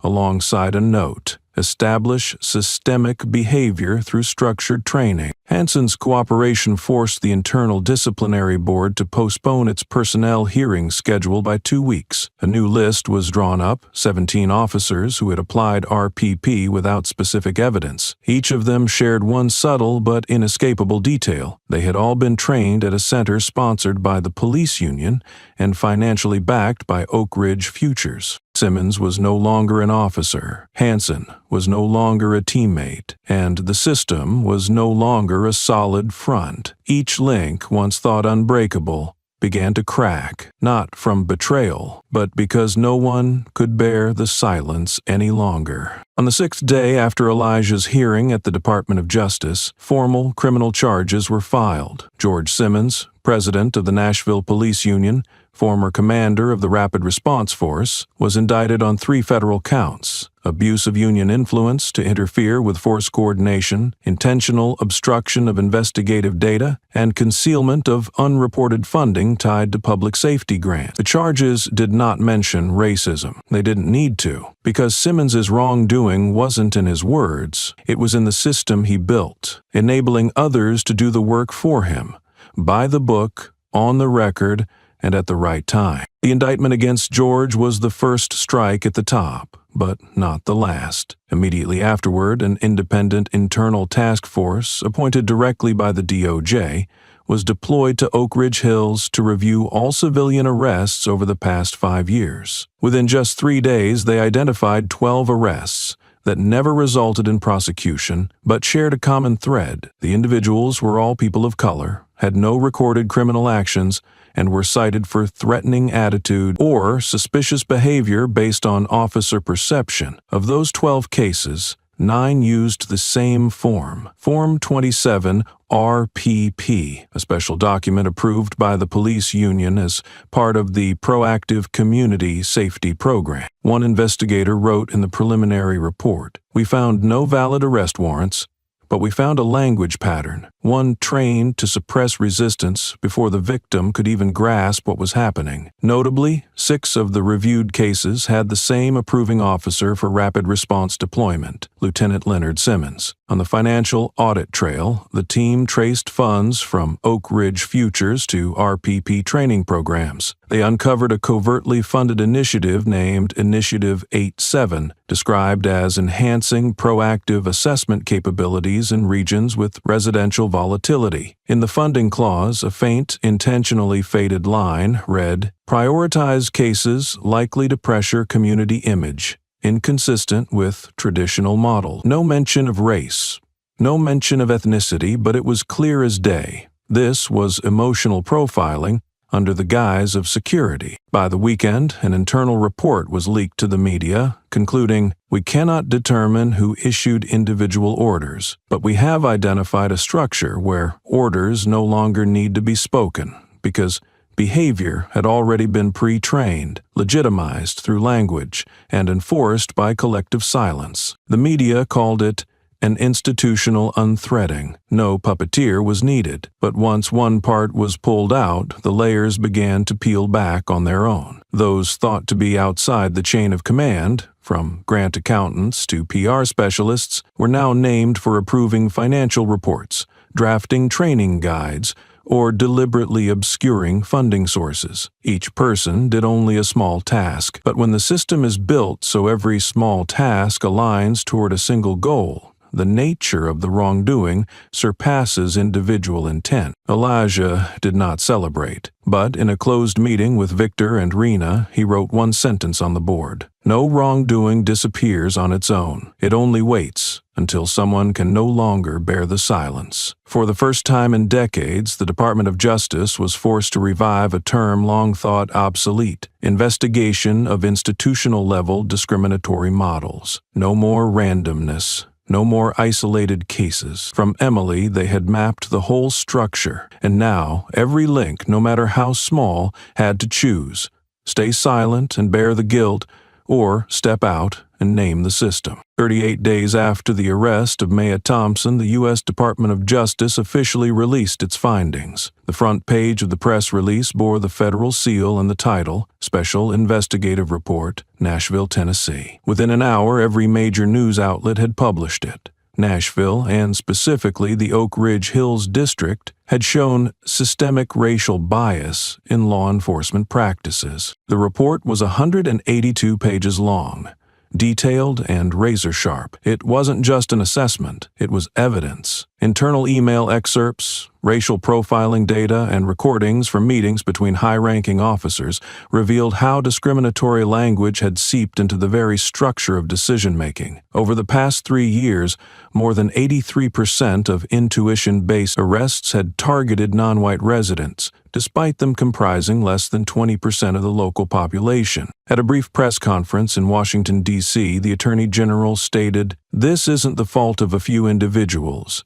This is the outcome of a system sustained by bias, rationalization, and organized silence." Standing beside him was a representative from the Office of Civil Rights, who would lead the oversight team in Nashville for at least 24 months. On the same day, a reform mandate was issued. The Nashville Police Department would be required to meet 5 conditions: full replacement of senior command staff, establishment of an independent civilian complaint board with monitoring powers, retraining all officers in bias-free intervention, termination of blanket protections for officers under litigation, and implementation of tamper-proof, always-on body cams. Media called it a reconstruction from the ground up, but inside the force it was known as something more historic, the first time since 1986 that Nashville had been placed under federal supervision, an unprecedented blow to a law enforcement agency once held up as the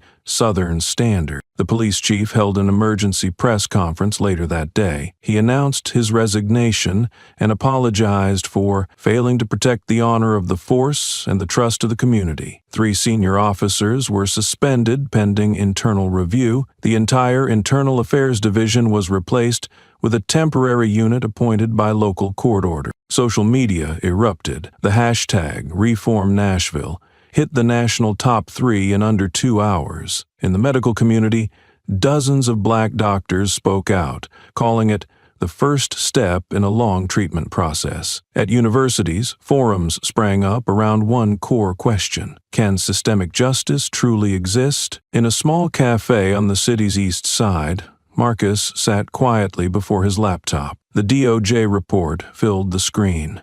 Cold words, but precise, like bullets. He scrolled through every page, chart, and statistic, not to learn anything new, but to confirm one thing: they were finally listening. Maya said nothing that night. She cooked a simple meal, set the table, poured her husband a glass of wine, but her eyes had softened, as if the storm no longer raged outside the door, but had begun to recede inside the very system that once protected it. Across the country, in a high-rise office, a young policy advisor fired off an urgent email. Nashville just detonated. Who's next? What began as a wrongful arrest had turned into a national shockwave, quiet, but powerful enough to make even the oldest walls begin to crack. Shortly after the DOJ report went public, the aftershocks began to ripple beyond the police department. This time, the target was no longer just those in the field, but those who had seen, known, and chosen silence. The hospital where Maya had worked was next.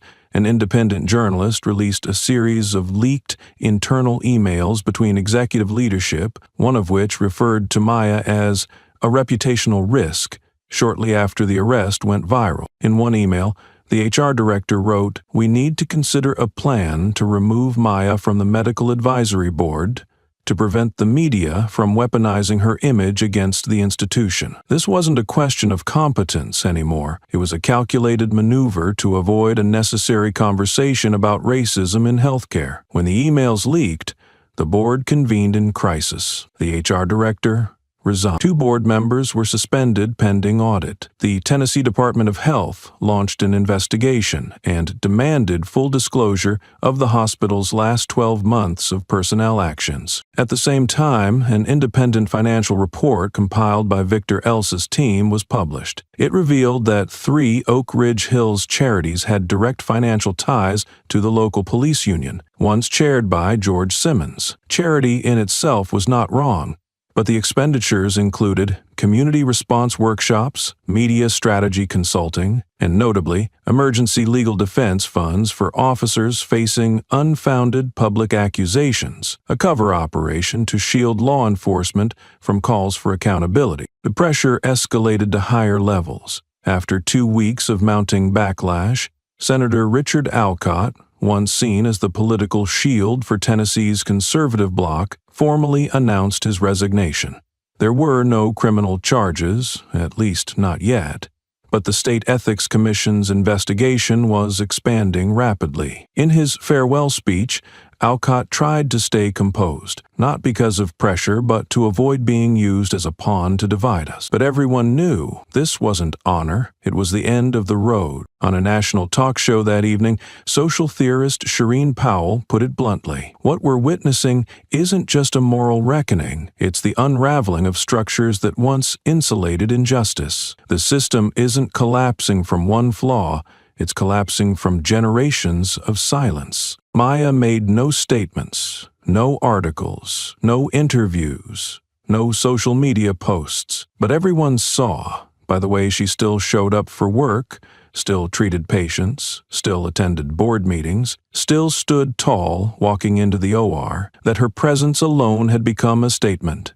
She was still here, and she would not fall. Marcus, in the 3rd week after the DOJ report, began accepting invitations from military units across the country, asking him to advise on civil-military relations training, especially in diverse communities. He gave no fiery speeches, made no accusations. He carried only a thick report, filled with evidence from his wife's case, and he ended each session with one line: serving the country isn't just about defending it from foreign enemies. Sometimes we have to protect our citizens from mistakes within our own ranks. Maya Thompson's name was no longer listed among the victims. It appeared in the official report as a marker, a case that triggered federal response, exposed systemic failure, and accelerated reform across institutions. More importantly, it became a symbol of a truth the old system could no longer ignore. Silence is no longer a safe option. The National Medical Conference, held annually in Boston, brings together over 3,000 doctors, professors, researchers, and students from across the United States. That year's theme was Ethics and the Boundaries of Modern Medicine. Emily was not on the original list of speakers. After her arrest, the organizers feared the topic would polarize audiences, not wanting a professional event to spiral into a political debate. But 1 week before the conference, everything changed. An email was sent from within the scientific committee with a note that read, "We are not inviting a victim, we are inviting a doctor who once saved a patient everyone had given up on." The sender was Dr. Luis Carmona, a former student of Emily's, now chief resident at an academic hospital in New York. When Emily walked onto the stage that day, the auditorium fell completely silent, no special lighting, no music. She wore a simple white coat, no name tag, no notes in hand. She didn't need to read anything. She simply told a story in a steady, clear voice about a surgery from 2 years earlier, an emergency brain operation on a 9-year-old girl with traumatic brain injury from a car accident. There wasn't time for a hospital transfer, no ideal surgical team, and no one wanted to sign off on the procedure. The survival rate was estimated at less than 15%. Emily signed. She entered the OR with 2 nurses and 1 anesthesiologist. The surgery lasted 4 hours and 35 minutes. The patient's blood pressure crashed 3 times. 2 main arteries ruptured. 1 hemisphere of the brain showed early necrosis. Every indicator said, "Give up." But she didn't. Not because of some noble reason, because she couldn't forget the look in the child's eyes before anesthesia, the look that said, "Doctor, I'm scared." Emily didn't describe the surgical technique. She didn't boast. She simply recounted the final moment. Removing the last needle, her hands trembling from exhaustion, and knowing it was done. The little girl survived. Discharged 8 weeks later, no long-term rehab, no paralysis, no memory loss. The hall remained silent, not because of surgical brilliance, but because of how she told it, with a light that didn't come from the stage, but from the belief that the right thing must be done, no matter where or for whom. She didn't name the child, didn't reveal the family, didn't say who they were, but each word she spoke seemed to ease the tension in a room strained by bias and debate, a condition modern medicine still had no cure for, the quiet coldness in those who choose silence when justice is humiliated. She ended her talk with a simple sentence: "I am not an inventor, not a celebrity. I am just a doctor who once faced a fragile life and chose to hold on to it, knowing I might never be remembered for it. But today, I'm not here to be remembered. I'm here to remind everyone. We once swore to treat all patients equally. I still believe in that oath, even when I was handcuffed." When the first round of applause rose from the back of the hall, Emily didn't move. She didn't bow, didn't smile. She waited, as if the most important part had yet to be spoken. Then she looked up. The ceiling lights dimmed, casting softly on a face no longer angry, no longer guarded, only the calm of someone who had passed through the worst kind of doubt and still chose to stand in the center of it all. Someone asked me why I didn't quit, didn't take a leave, didn't stay silent to protect my career. I thought about that a lot, especially when the people I once cared for now avoid eye contact in hospital corridors. She stepped forward, stopped, and looked at the front row, where the organizers, senior hospital representatives, and a few who once signed her suspension were sitting upright, motionless. I didn't tell that story to relive a medical miracle. I told it because I want to make something clear. The child I saved that day was the daughter of the city's police chief, the man who oversaw the department that arrested me, the man who said nothing when I was labeled a suspect, the man who remained silent even though he once hugged me and said, "Thank you for saving my child." The entire auditorium held its breath. No clapping, no murmurs, only silence. A silence thick, unmoving, and untouched. Not because they were shocked, but because the truth had been spoken in a way no one could respond to immediately. His daughter, the 9-year-old, lived, not because of power, not because of badges, not because she fit in, but for one reason: I was a doctor, and I did what a doctor should. Emily paused. No water, no drama. She looked around, not with blame, not pleading, not persuasion, just a gaze, sharp as a scalpel, stripping the profession of all its armor, forcing it to look at itself. We don't choose where we're born. We don't choose our skin color, our voice, our face, but we choose how we act when faced with a human life. I chose to save his child, and I would save her again, even knowing he would turn away when I needed him to speak. No one stood, but eyes began to redden. Some bowed their heads. Some met her gaze. Some could no longer stay neutral. And then the first applause came, not from a peer, but from a young medical student in the back row, standing, clapping firmly, as if reacting by instinct, not protocol. More followed, at first scattered, then rising. But Emily didn't retreat, didn't bow. She simply nodded once, then stepped down, spine straight, eyes dry, because she knew this wasn't the end. This was the moment when those who still remembered the oath began to ask themselves, what did we once swear to, and what have we forgotten? There was no press release, no entourage, no social media post to announce it. Maya Thompson simply left her house quietly on a mild Monday morning and drove to the place she had avoided for weeks like an open wound, Green Pharma Market, in the heart of the Oak Ridge Hills residential neighborhood. She wasn't going there to provoke anyone, not to prove a point, and certainly not to test how much the world had changed after hashtags, headlines, hearings, and resignations. Maya went because she wanted to. She wanted to walk in like anyone else, a woman, a citizen, not handcuffed, not labeled by glances, not pushed outside the frame of what it means to belong here. Her car stopped in the west parking lot, the exact spot where she'd once been detained under the blazing sun, her wrists locked in cold steel while the stairs around her were even colder. Today, the sky was clear and gentle. Maya wore a white shirt, sand-colored pants, no makeup, hair tied back. She carried no backup phone, no recording device, no escort. Just a small wallet and a bank card like any other shopper. The glass doors opened with a soft beep, an innocent sound to most, but to Maya, it was the ticking of time in reverse. She stepped inside, slow but steady. No one stopped her, no one stood in her way, and no one greeted her. She passed the produce section, the frozen foods, then the aisle that led to over-the-counter medicine. The place once turned into a scene of an imagined crime. The inside of the store hadn't changed, but the way people looked at one another had. Some surely recognized her. A middle-aged man pushing a cart glanced at her a second longer than normal, then looked away. A young woman holding baby formula froze briefly as Maya walked past. No one smiled, no one called her name, but there were no whispers, no averted eyes, no frozen stares like before. That silence, deep, awkward, slightly weighted, was the clearest sign that something had shifted, as if no one knew what to do when the ghost of a collective mistake returned, alive and composed, instead of vanishing as they had hoped. Maya didn't blame them.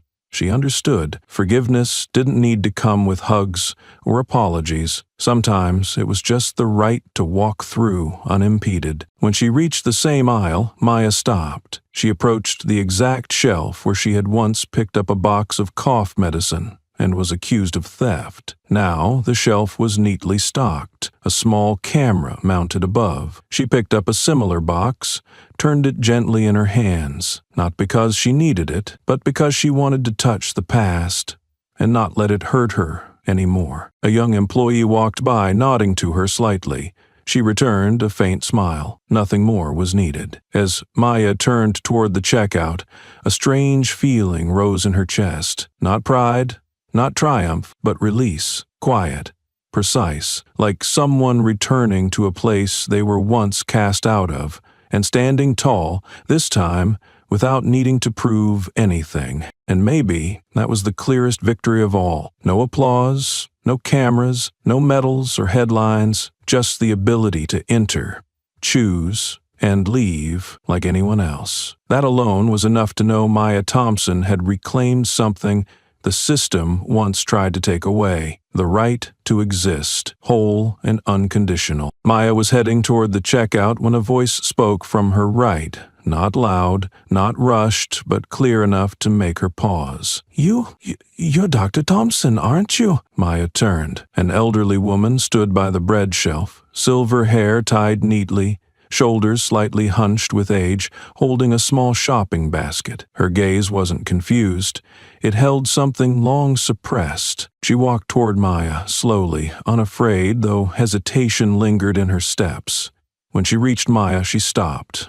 No handshake, no smile, just a deep bow. The gesture nearly choked Maya, not because it was unexpected, but because it stood in stark contrast to every memory she carried of this place, a bow not of apology nor submission, but of recognition, that something had been seen, understood, and that now, finally, a side had been chosen. "Thank you for not leaving," the elderly woman said, her voice raspy but steady. "We, the people here, often don't see what we're contributing to. Not until someone brave enough returns to show us." Maya didn't know how to respond.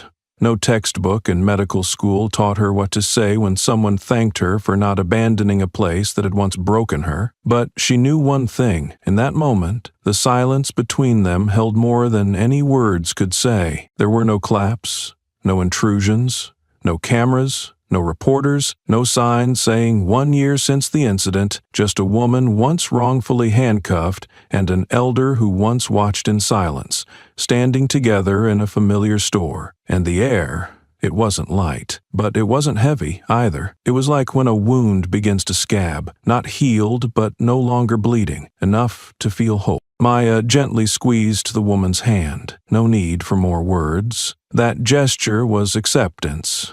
Not quite forgiveness, but a door toward something new. The woman nodded again, then turned away, her step slower now, as if releasing a burden carried through 50 years in this neighborhood. Maya walked on to the cashier. She paid by card, took her receipt, and left the store like any other customer. No one called her name, no one stopped her. But as she stepped out through the glass doors, the sunlight touched her face differently. No longer the spotlight on someone under scrutiny, but the light of a day truly beginning. There was no parade, no music, but in that quiet, Maya knew she had reclaimed the most important thing prejudice had once tried to strip away, the right to live among others without bowing, and without needing anyone else to bow to her, just to prove they were wrong. 3 months after the hearings ended, when public outrage had subsided and the media had shifted its focus to the midterm elections, Emily Thompson reappeared, not at a press conference, but at a quiet rooftop gathering at a community health center. No media, no slogans, just a single sentence printed in gray ink on a white backdrop behind her. Not to react, but to rebuild. That day, she announced the founding of the Emily Thompson Medical Equity Fund, an independent nonprofit organization dedicated to providing scholarships, academic mentorship, and career guidance to medical students of color. Not poor students, not underperforming students, but those with ability and ambition who had grown too used to being doubted, watched, or excluded from the category of high potential simply because they didn't fit the silent standards the medical field still holds. In a speech that lasted less than 8 minutes, Emily made no mention of her own case. She didn't speak of being handcuffed, nor did she name anyone. She looked only at the group of students before her, 27 individuals from 14 different medical schools, invited as the first recipients of the fund, and said, "I didn't build this system, but I know how it can swallow someone capable if they don't have someone standing beside them." The fund is supported by private donors and independent medical institutions, but explicitly rejects all contributions from companies, hospitals, or public agencies that have been subject to civil rights investigations in the past 10 years. The list of rejected donors is public and longer than the list of approved sponsors, something that surprised many, but for Emily, it was a matter of principle. We don't borrow back trust from where it was lost. The advisory board includes 6 people, 3 former students who dropped out due to discrimination, 2 medical professors of African and Asian descent who challenged covert hiring policies, and a former military doctor who was reassigned for reporting internal injustice. Emily holds no title. She is not the director or president. She serves only as strategic coordinator, without salary, without recognition, and without allowing her name to be used in any slogan. She requested one statement be clearly included in the file of every scholarship recipient. "I understand that justice is not a reward.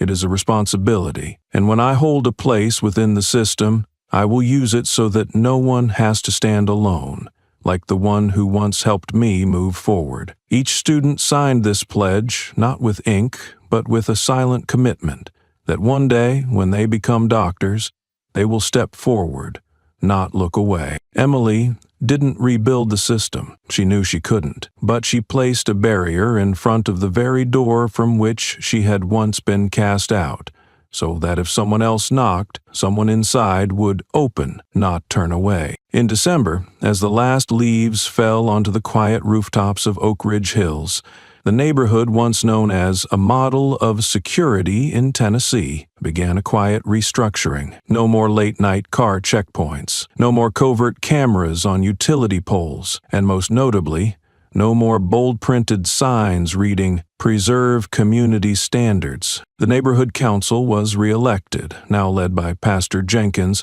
formerly a Bible teacher at the corner church, now a bridge between Black, Latinic families and long-established white residents. Victor did not formally join, but he drafted the initial proposal for the residential reconciliation plan, which included one small clause, almost overlooked in early meetings, recarved the district plaque to reflect the true multi-ethnic identity of the current community. No one expected it to pass, but it did. 8 votes in favor, 3 abstentions, none opposed, because everyone understood if nothing is carved anew, the past will always have a reason to return, quieter, faster, and more final. The new plaque was installed on an unannounced Sunday morning. No ribbon, no mayor, just a small group, pastor, residents, and high school volunteers, stood in a circle around a black granite stone, 1M2, 90 kg, placed at the very spot where Emily had once been walked through. Hands cuffed. The inscription, not gilded, not embossed, but deeply laser-etched like a scar not meant to be hidden, read, "It is not the color of skin that makes people frightening.